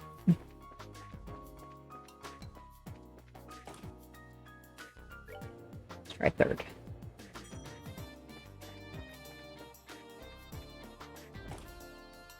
There we go. We're back. And we've brought what you asked for. Excellent. Thank you. Handed over combustion engine and gasoline tank. You weren't kidding about how heavy this thing is. Yes, your brute strength was most useful, girl. Perfect timing, too, as I've just finished preparing the tools. All that's left is to set up the engine and put gas in it. If you'll go and put on the finishing touches, Tita. Yes, sir. And it's all set. Wow, this thing is really clunky looking. Are all of these engines like this? Yeah. It converts the energy given by the burning gas to power the tools. So this way they don't need orbital energy. Indeed. Now let's not dawdle. Let me flip the switch. And click. Geez, that thing sure makes a racket. It's definitely a lot louder than orbital engines. That's one of its drawbacks, yes. But I doubt we need to fear activating the black orbment this way. Let's get started. Oh. Ooh. Whoa. That's some serious sparkage. Okay, shut it down for now. We've seen how much physical punishment it can take and how much punishment our ears can take as well. Estelle and the others crowded around to get a closer look. A tiny scratch is faintly visible. That's it? That's incredible, and with the special alloy saw too. Whatever it's made of, it's tougher than anything I've ever seen. But if we keep at it, I believe this would work. We're going to go through quite a few saw blades, though. So it's going to be a real test of patience, then. Hey, Professor, can I talk to you for a second? Oh, have you already finished the modifications? Of course I have. Remember who you're talking to. Anyway, what is it? Is something wrong? I just received a message from the hotel in Elmo for you. The orbital-powered pump that supplies the hot water for their spa has broken down. Since they can't make any money like this, they'd like for you to come and try and fix it. You must be kidding. Damn it, of all the times for this to happen. If you're that busy, why don't you send another engineer over? No, that pile of junk is at least 40 years old. The younger techs have no idea what to do with anything that's not state-of-the-art. What a pain in the... Grandpa, maybe I could go over and do the repairs, you think?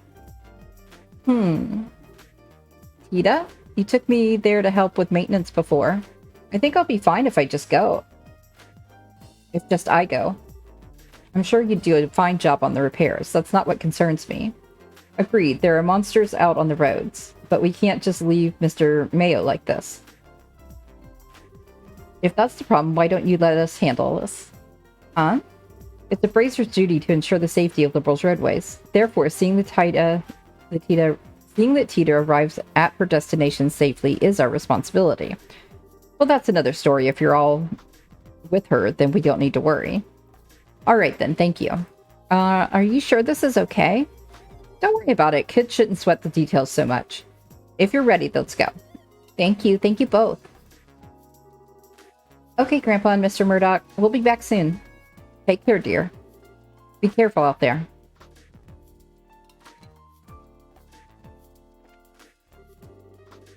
Very well then, I'll leave Tita in your capable hands. Tita, be careful out there. Thanks in advance. As long as you get there, Tita can do all the work. Good luck.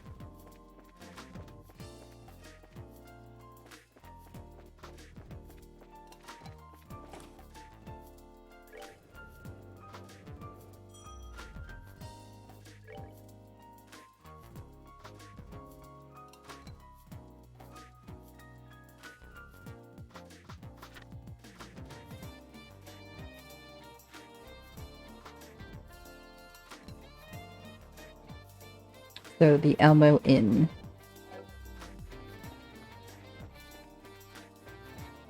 I went to the basement, didn't I? Oops. First floor is where I meant to go.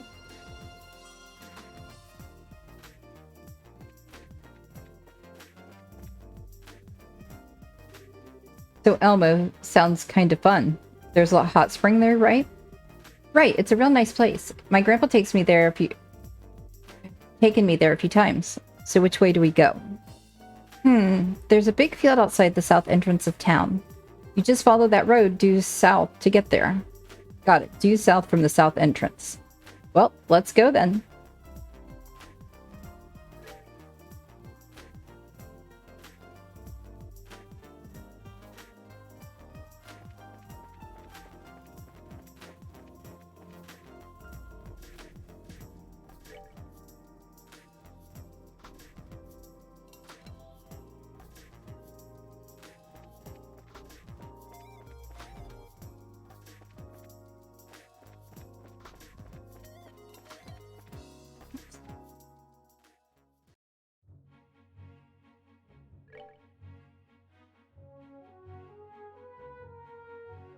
Straight down.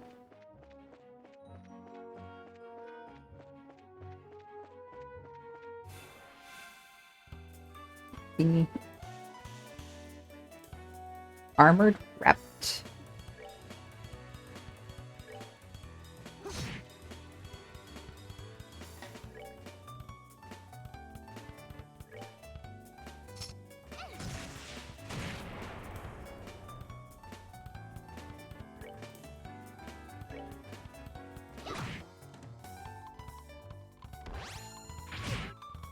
Ow.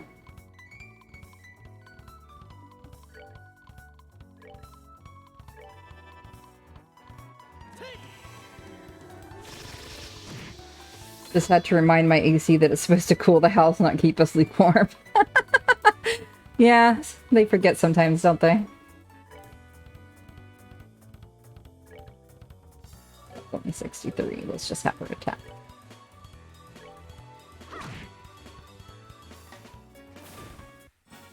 Thank you. I need that.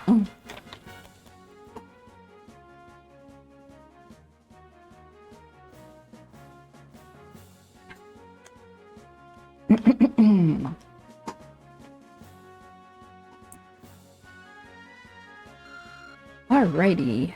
Thank you very much, Rabs.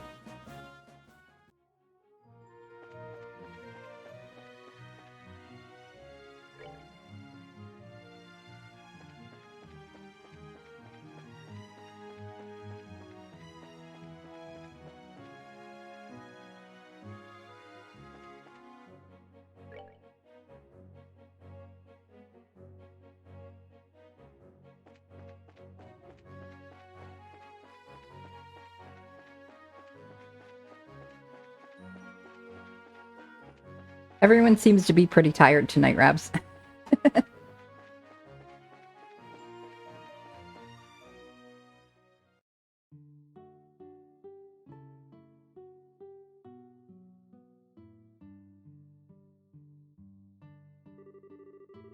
Well, so this is Elmo, huh? I like it. Feels homey. Or what's that smell? Joshua, did you... Oh, that's just the sulfur in the water. I guess that's just what happens when the water pours out of the hot springs, huh? Can understand week is almost over. Lux said he had his second vaccine shot yesterday, so he's pretty tired and kind of foggy. And Eyes was super tired from, work.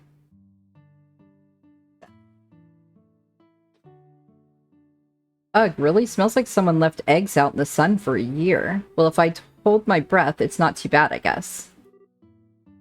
It's not as strong as usual, though. There's hardly any steam coming out.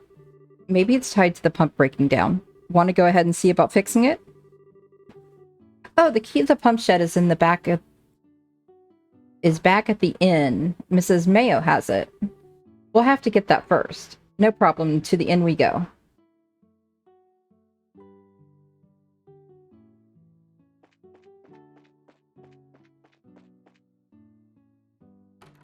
Look in here while we're here. Not many customers today. I hope Quante's inviting them to see the store.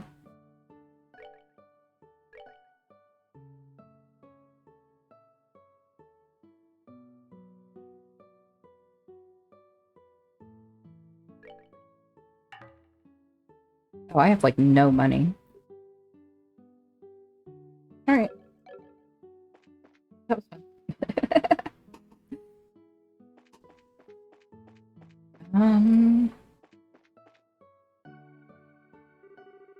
Yep, it's lukewarm. Definitely nothing hot about these springs right now. I heard the pumps are broken and we can't use the baths. It's a shame, but then again, it's also the will of Ideos. If my husband wants to spend his time training, that's his choice. It sure isn't mine. Here I was hoping to have a long, relaxing soak, too. Oh well, I guess I'll just do some shopping and then have an exotic dinner. I thought the hot water was starting to get weaker, but it's all stopped now.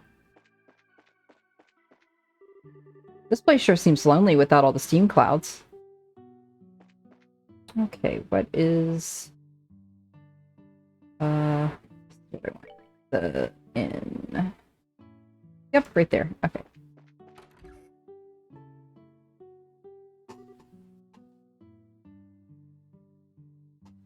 Hi, Mrs. Mayo. Oh, hello, Tita. I'm glad you're here. Mr. Murdoch just got in touch with me a little while ago. Is it true that the professor is making you do the repairs while he's off doing adios knows what? It's not like that. He was planning to come here until I said something about it. Ah, well, bless your heart, child. But you know you spoil that old coot, don't you? He's always been the sort of completely lose himself in his research given half the chance. Energetic old granny, isn't she? Well, she obviously knows the professor. And who might you be? Oh, well, let me introduce you. This is Estelle and this is Joshua.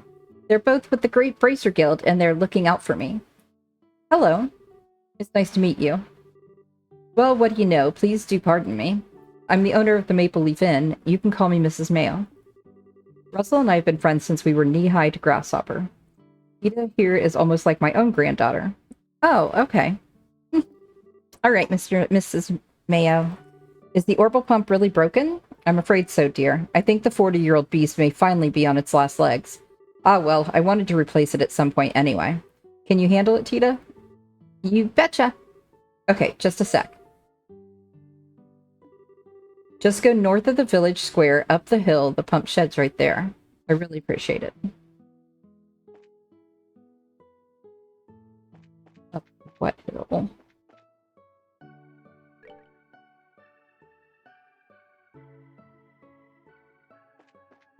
This hill, yes.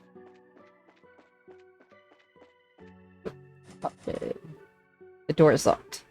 So this is the pump shed. That's right. It sends hot water to the inn and to the well in the town square. Well, let's try that key. Use pump shed key.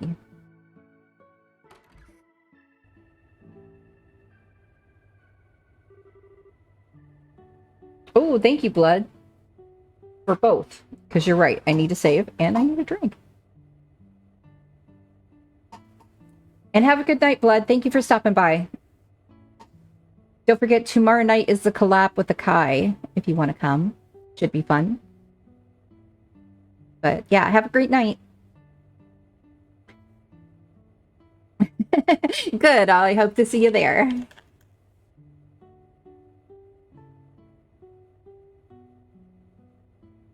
Wow, so this is the pump, huh? You'd never know it was so old from how well maintained it is. Well, I think my grandpa comes in at least once a year to keep it running well. 40 years ago, people didn't really know much about orbments. And so grandpa created this orbital pump to show people what a difference orbital technology could make to their lives. Ah, okay, so this place probably has some sentimental value for your grandfather then, I guess. And that's why it kept in such good condition. It helps if you actually take a drink of water instead of just holding the open bottle. And that's why it's kept in such good condition. Oh. Right. Let's see. First up is a systems check. And if that's okay, then we make sure there are no problems with the impeller or pipes. Can we do anything to help? Oh, it's fine. This is a one-person job anyway. You guys should just go to the inn and relax. It might be the cavitation and water hammer. What to check next? Aha, it's a surging problem. I figured we wouldn't be of any use. Apparently not. Maybe we should just take her advice and wait at the inn. Got my tools, got my kit, gonna fix it. She's cute. Okay, the inn was... not that way, apparently. But what is this way? I can't find out. Okay.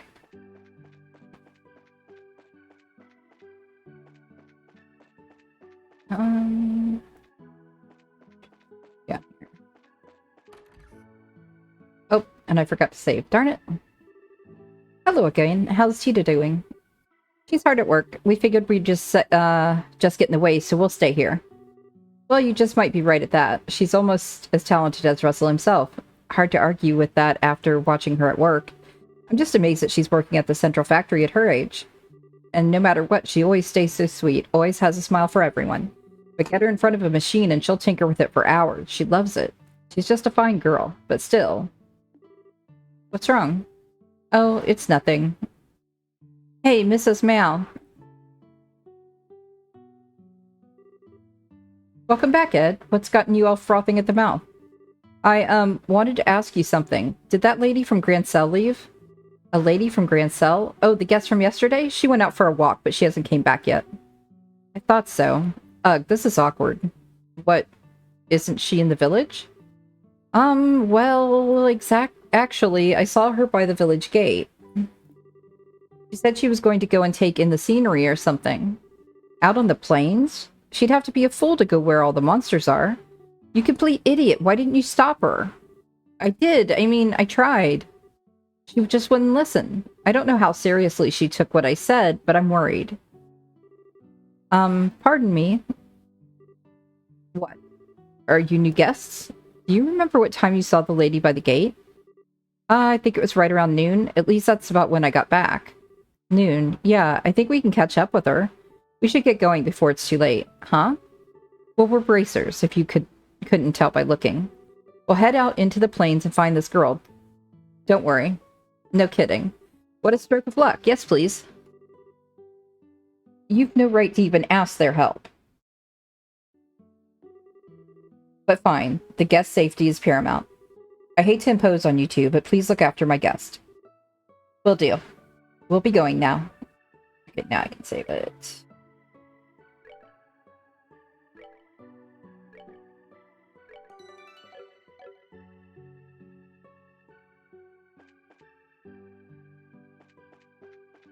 Okay, so I guess that was probably up here. The door is locked. Okay, maybe not.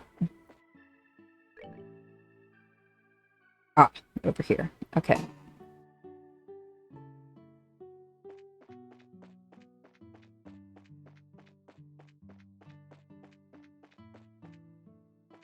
Oopsie.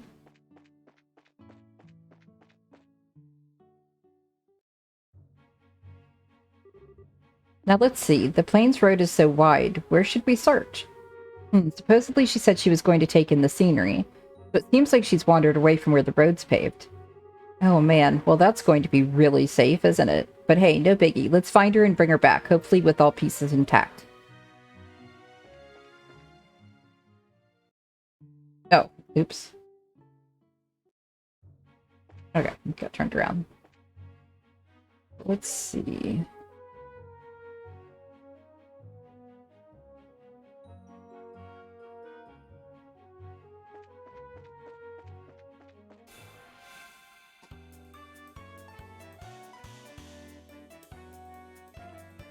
Grasshopper is playing dead.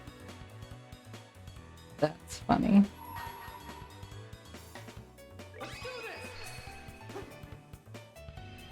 You can play dead all you want. You're going to be dead in a second. I should have stayed at the end real quick and healed up, but...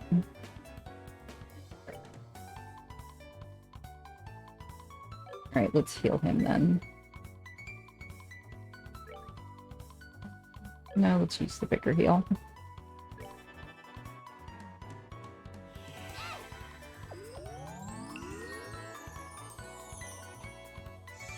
I'm apparently tired myself.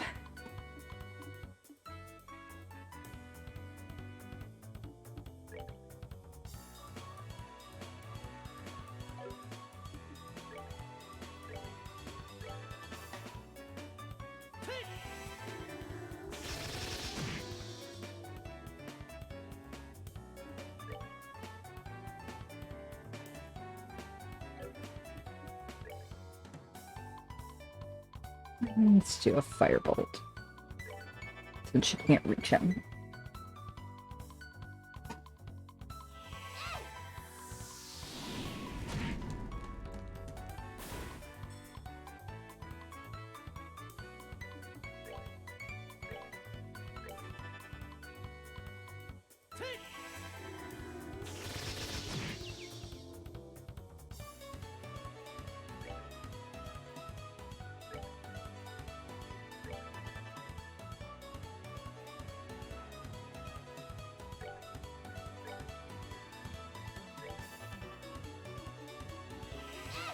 See how much flare arrow does. 400, that's nice. Good damage.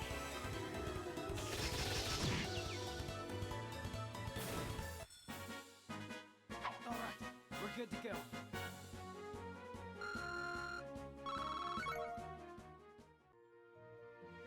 Alright, ooh, a chest. Here, a bomb, and it wouldn't be empty if you hadn't already looted it, now would it?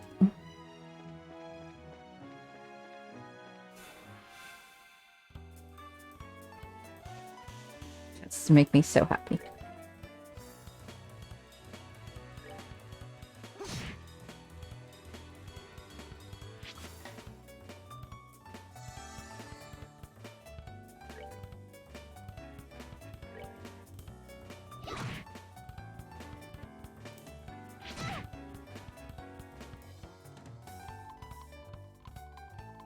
Okay, you play dead.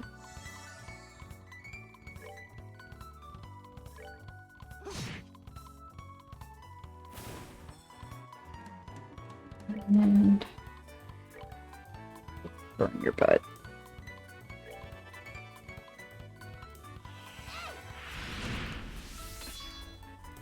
I'm gonna save her super though for the next fight.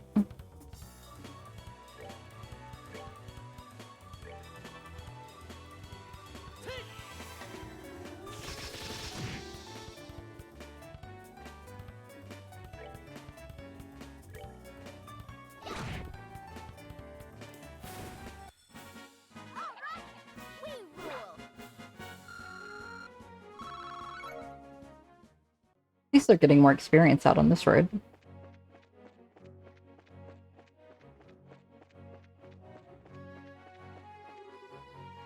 Oh, she's not here. I don't think she could have gotten far, though.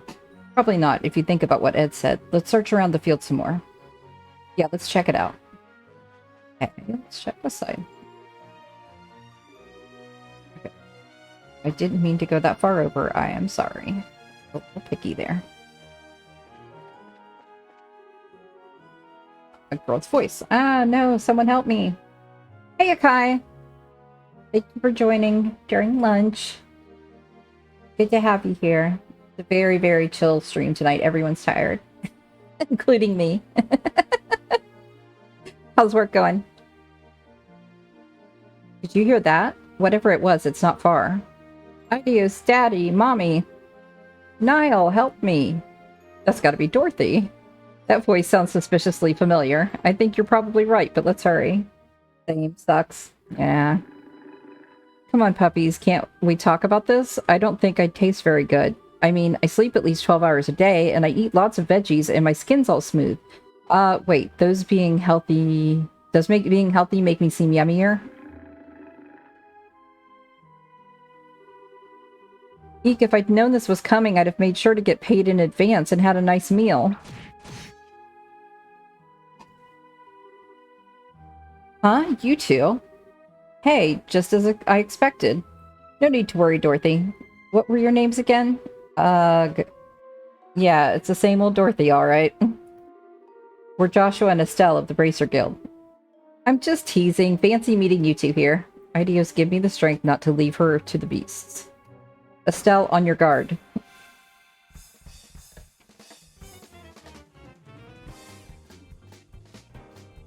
Alright.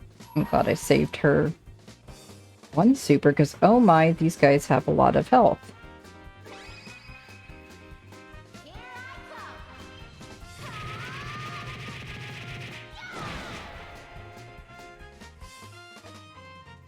Dorothy, you better help out and, like, blind them or something again, at least. Let's see.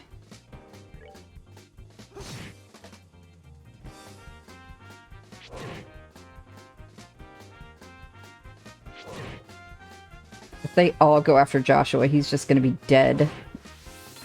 Wait. Did it let me get it off? It did. Woo! Okay. I don't want to use it on him.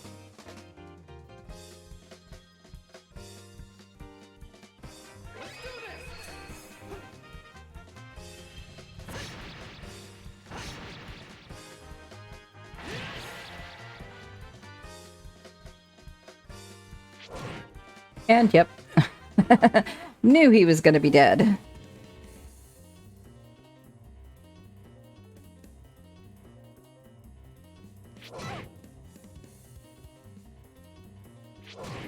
Oh my.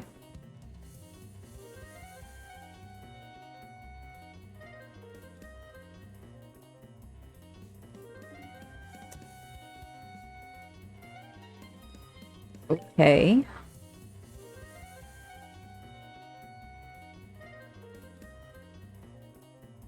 Cures knockout and heals all HP. We are going to use that on Joshua.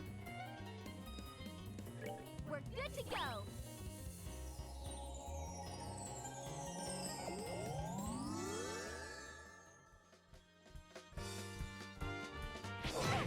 And now Estelle is dead. I'm sorry. Hey, cheese. Yeah, she blinded one of them.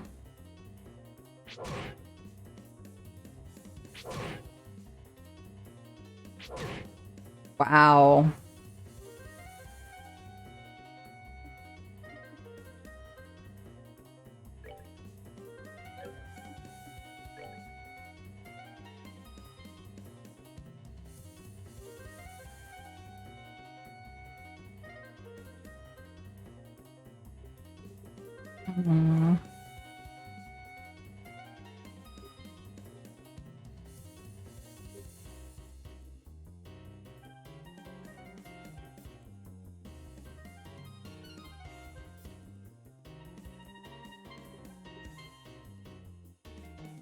I mean, if I do that, she's just gonna die again.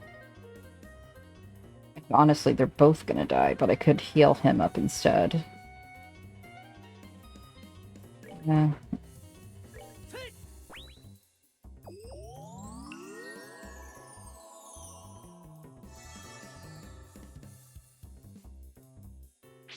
Oh, they're even going after Dorothy.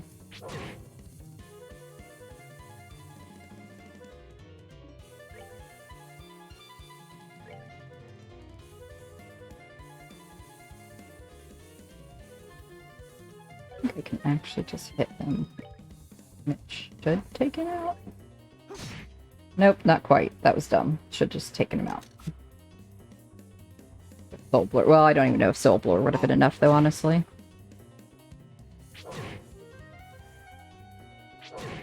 Alright. We are dead.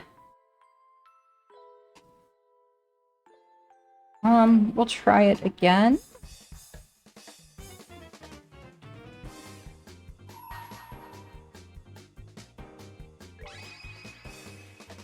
Here I come.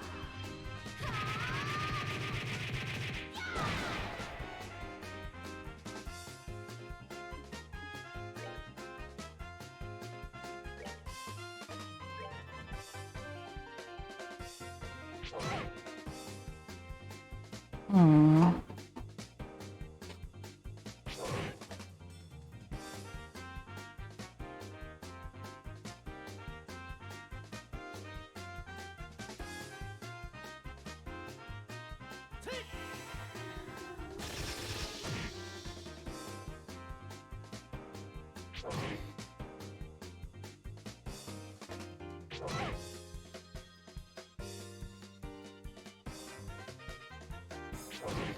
And Estella's dead.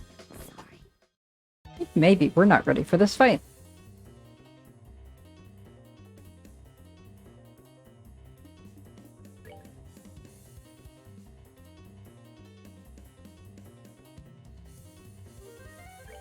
We're going to use that on Estelle this time.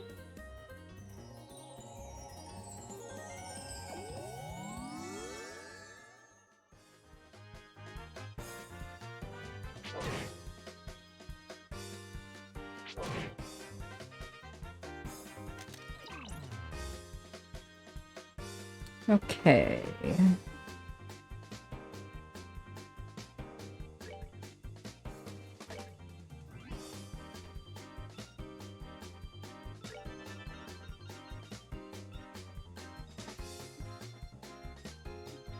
Hmm.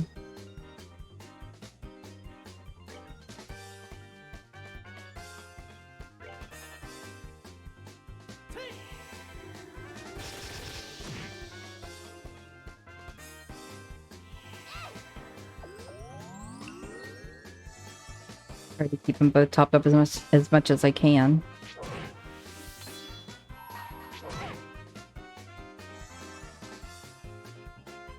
No, we're not doing the guy that has 85.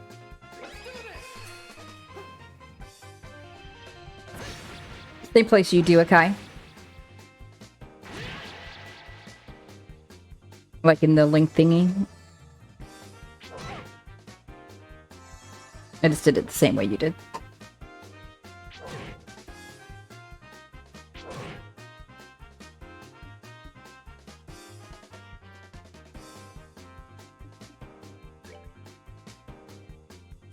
Let's see. We're gonna fully heal him before she gets killed too.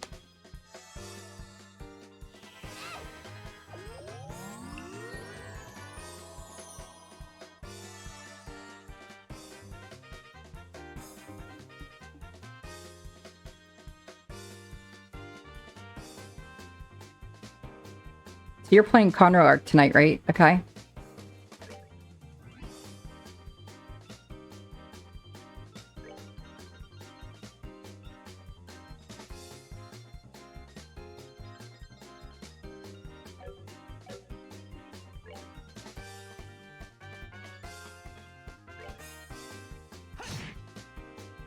That's the plan? Cool.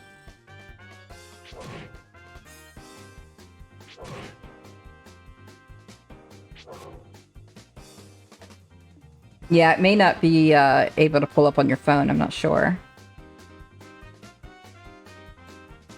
I suppose I should heal Dorothy because that will probably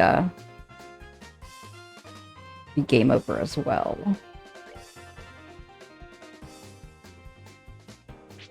Too late. Yep. Alright. Trying it one more time. If I can't do it this time, I'm gonna have to, like, do some side quests or something, I think, before we actually attempt this fight. Would have been nice to have the little girl that's back at the hot spring fixing it with me, because she hit pretty hard.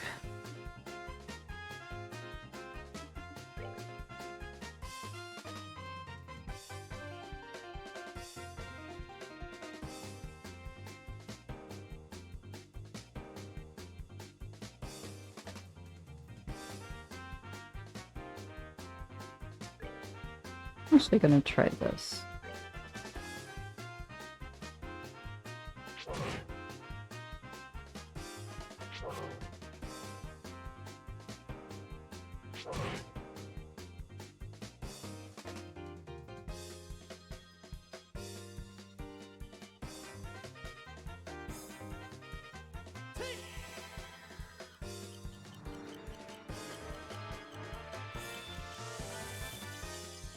Bed up Estelle so she can heal more often, hopefully.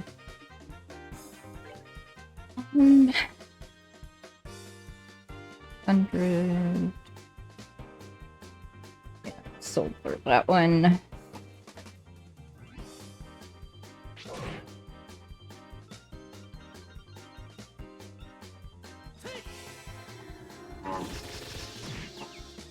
Chair is squeaky. I don't know if you guys can hear that or not, but it is squeaky.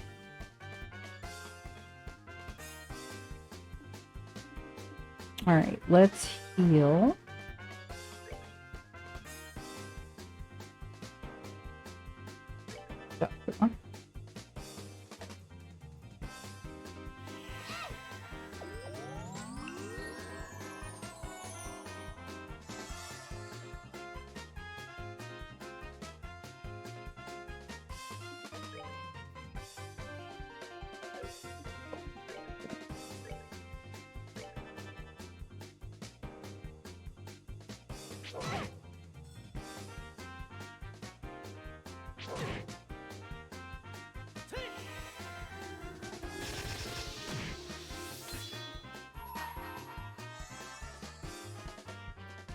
And I thought there was one of them. Nope. Okay.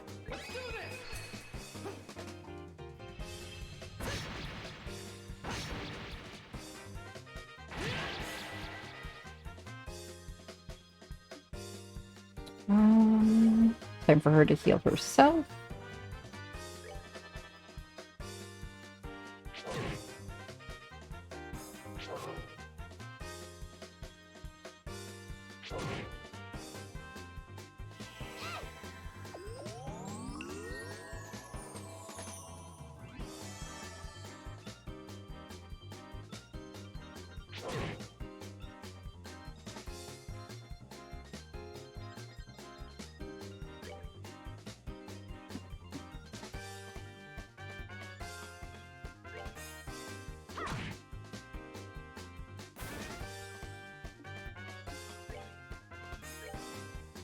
One of them down.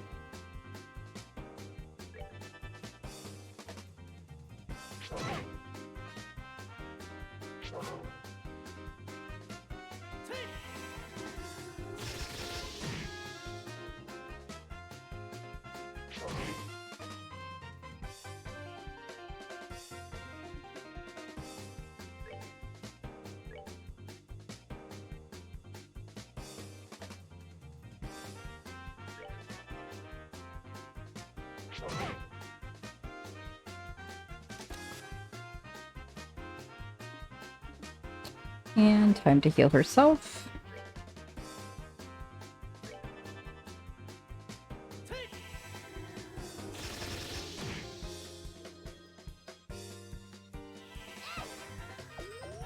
Okay, enjoy the rest of, well, try to enjoy the rest of work. I will see you later on, and yeah, looking forward to tomorrow as well. Blood said he'd definitely be there, so very cool. Talk to you later. Thank you for stopping by.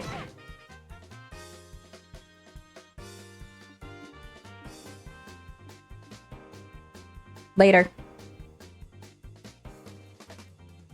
Okay. He only has 100 health. Cool, cool. Get rid of him. Or go.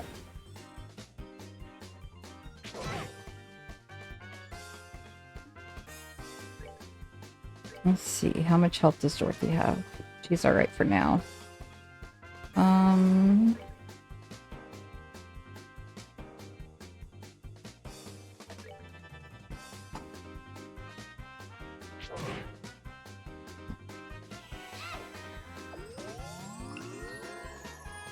And Estelle's back up to full health.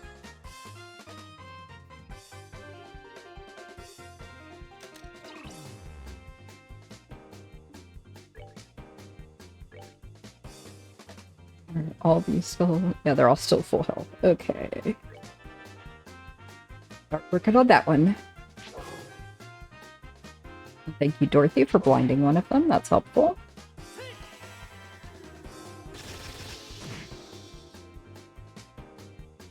And now it's time to heal Joshua.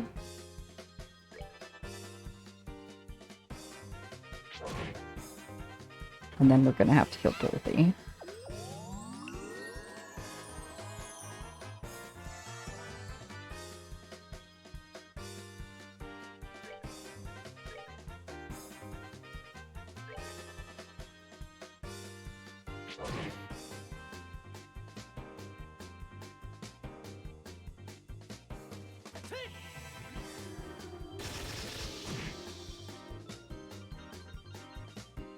Okay, let's heal Dorothy.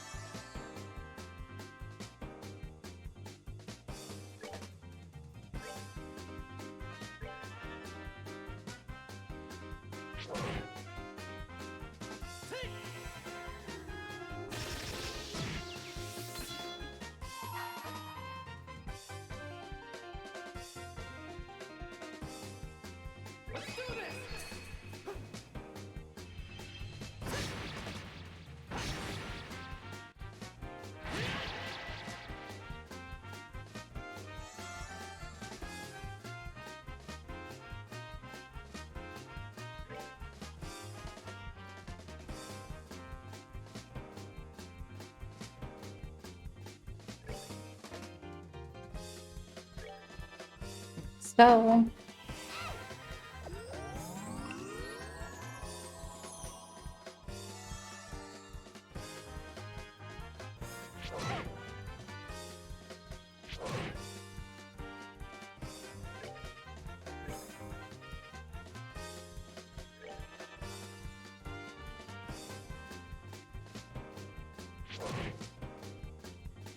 to heal Dorothy again.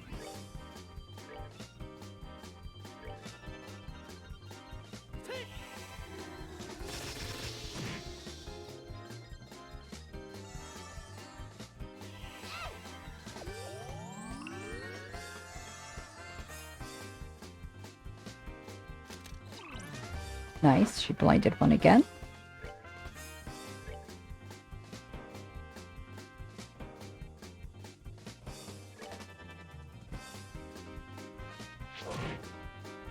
Okay, stop hitting her.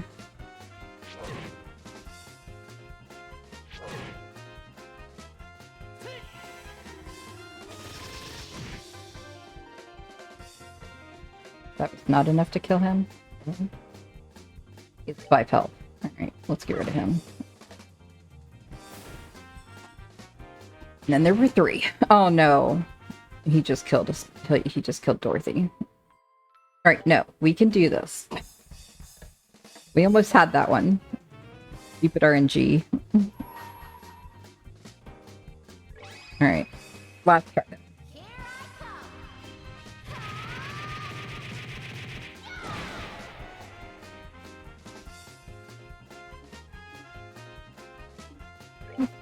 Here I How much does his regular attack do? 291. I think that might be more than the Soul Blur.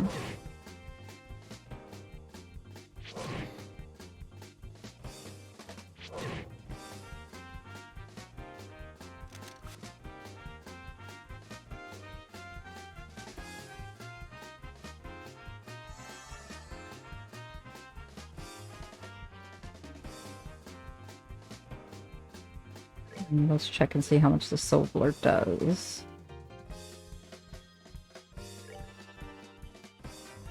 If it doesn't take him out, I might as well just... They both do about the same amount. I might as well just attack him straight on, though. Although I have a chance of missing then. And that would suck.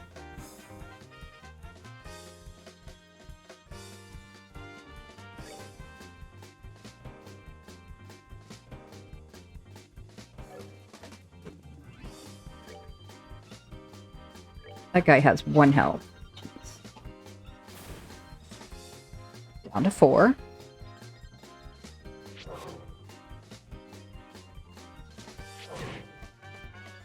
Oh, his... Wait, go off. 11, 11, 11.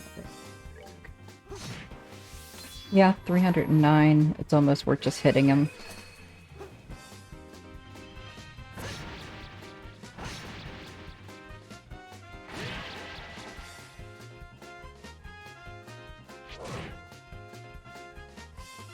And let's have Estelle heal Dorothy.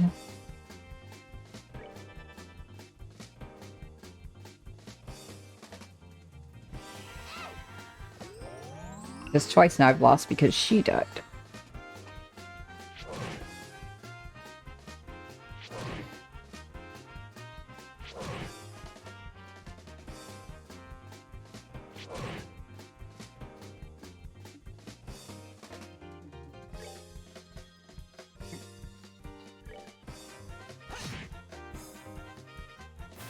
Cool. And we're down to 3. And we're looking better so far. Let's heal Joshua.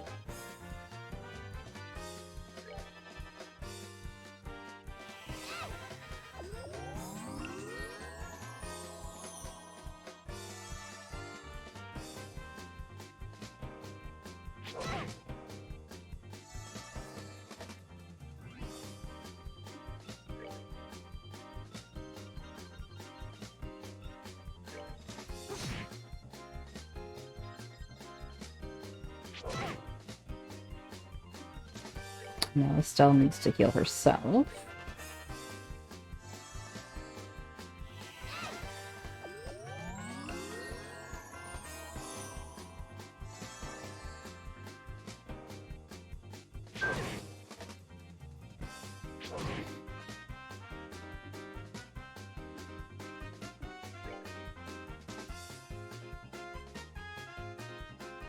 No, I don't want to do that.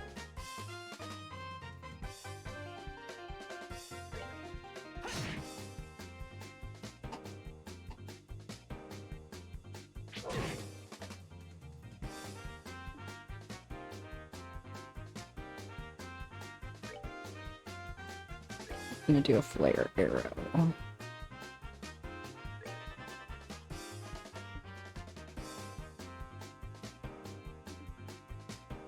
Right, I'm gonna try to speed her up again.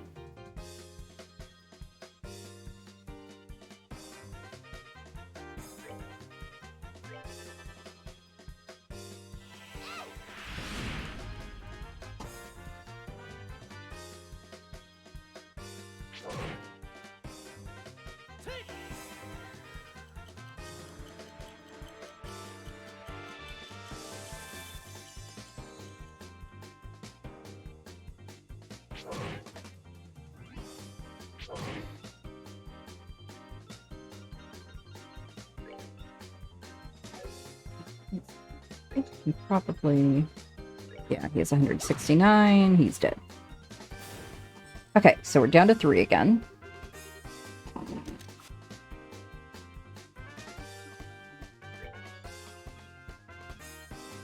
But we're in a better position right now.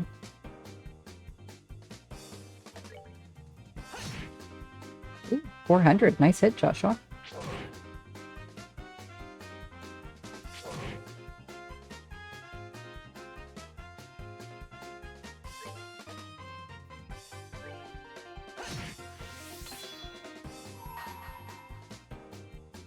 Just gonna have him finish that one off.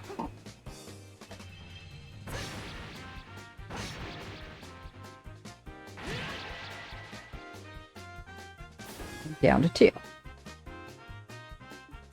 Alright. I want to do that, actually. I think. Well, maybe I should heal Dorothy.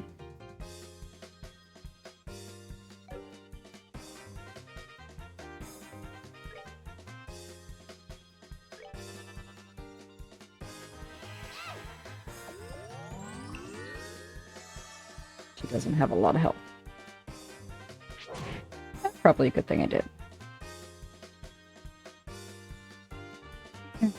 Let's do flare air.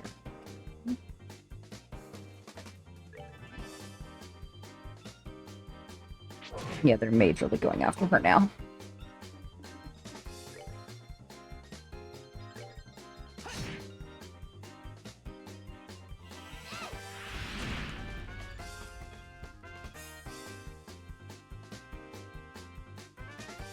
And why did you walk right in between them? Oh well.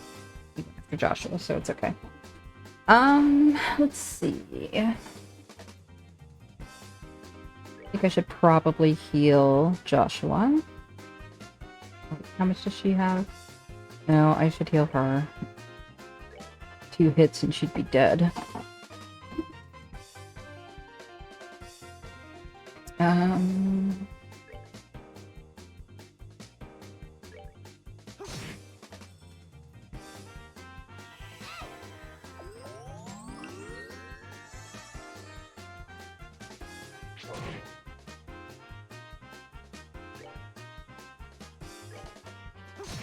And we're down to 1. We're actually going to get through this.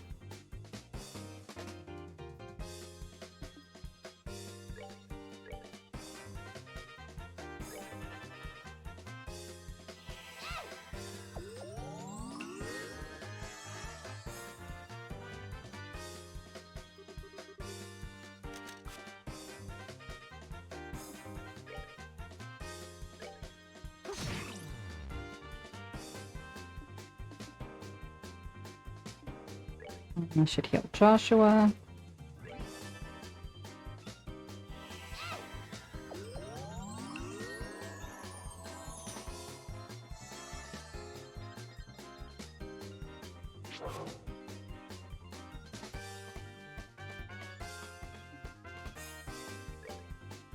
Now I should just be able to attack with both. Do a big old flare arrow with his butt.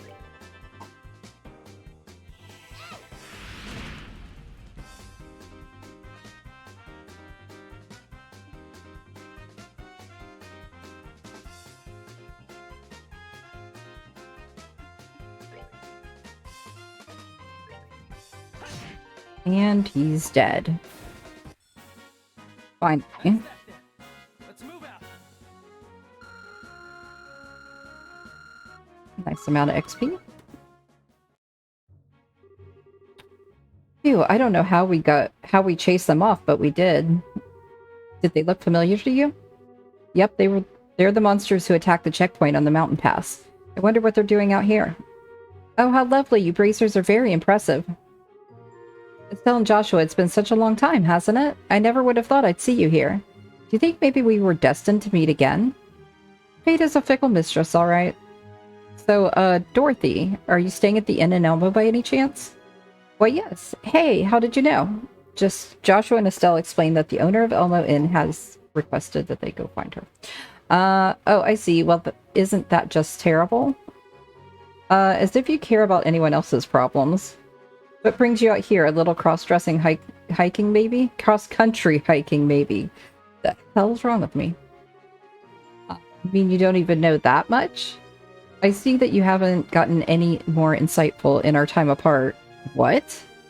The answer is actually that I'm looking for a photograph that the newspaper needs for a special edition. Oh, and by the way, Niall's the one who assigned me this task.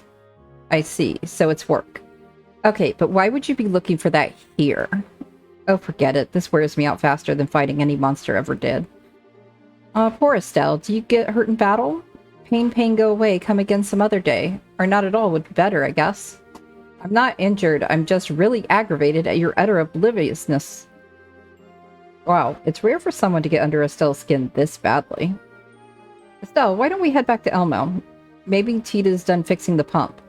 Yes, let's go back. And I think Dorothy will be coming back with us. Huh? But I wanted to stay and take more pictures. We are going now. Scary. We're also saving now.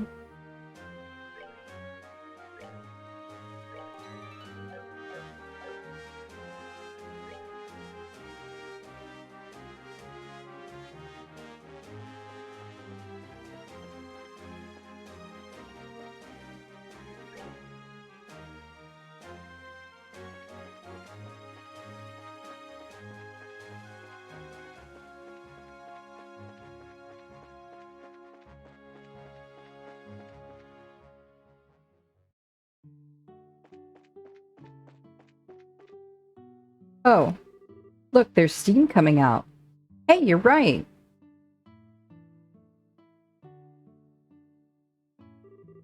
Looks like the repairs worked. So now we can finally use the spa, yay. Life is good again. Kinda overstating things a bit, aren't you? Do you really like the spa that much? Well, yeah, there's absolutely nothing finer than a tall glass of fruity milk after a hot bath. Now I'm going to go ahead and get in.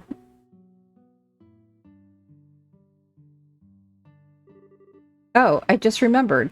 Guys, thanks for coming to help me earlier. I have all my hands and toes and bits because of you two. You don't have to thank us for having good timing. Man, she can be such a ditz.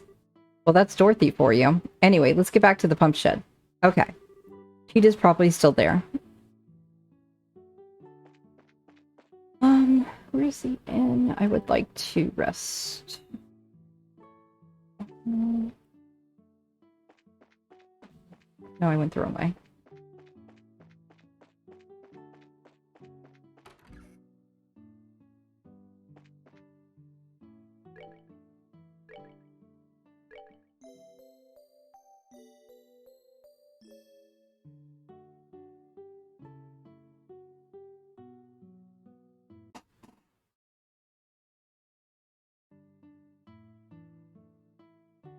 Alright, we're gonna save it.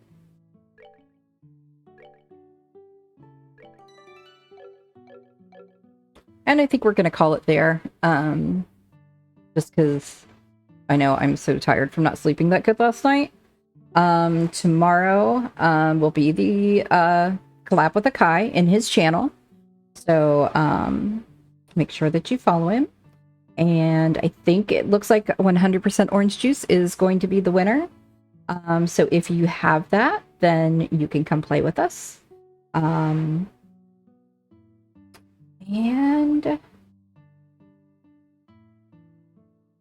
yep, that looks like that's it. I don't think we're going to raid anyone tonight. I'm just going to call it. Everybody's kind of chill and quiet and possibly sleeping. I don't know. So anyway, everyone have a great night. Thank you so much for coming to the stream. I appreciate each and every one of you. And I will see you tomorrow night. If you're of age, bring a drink because I know I'm going to be drinking, and we'll have a good time. And I will see you guys then.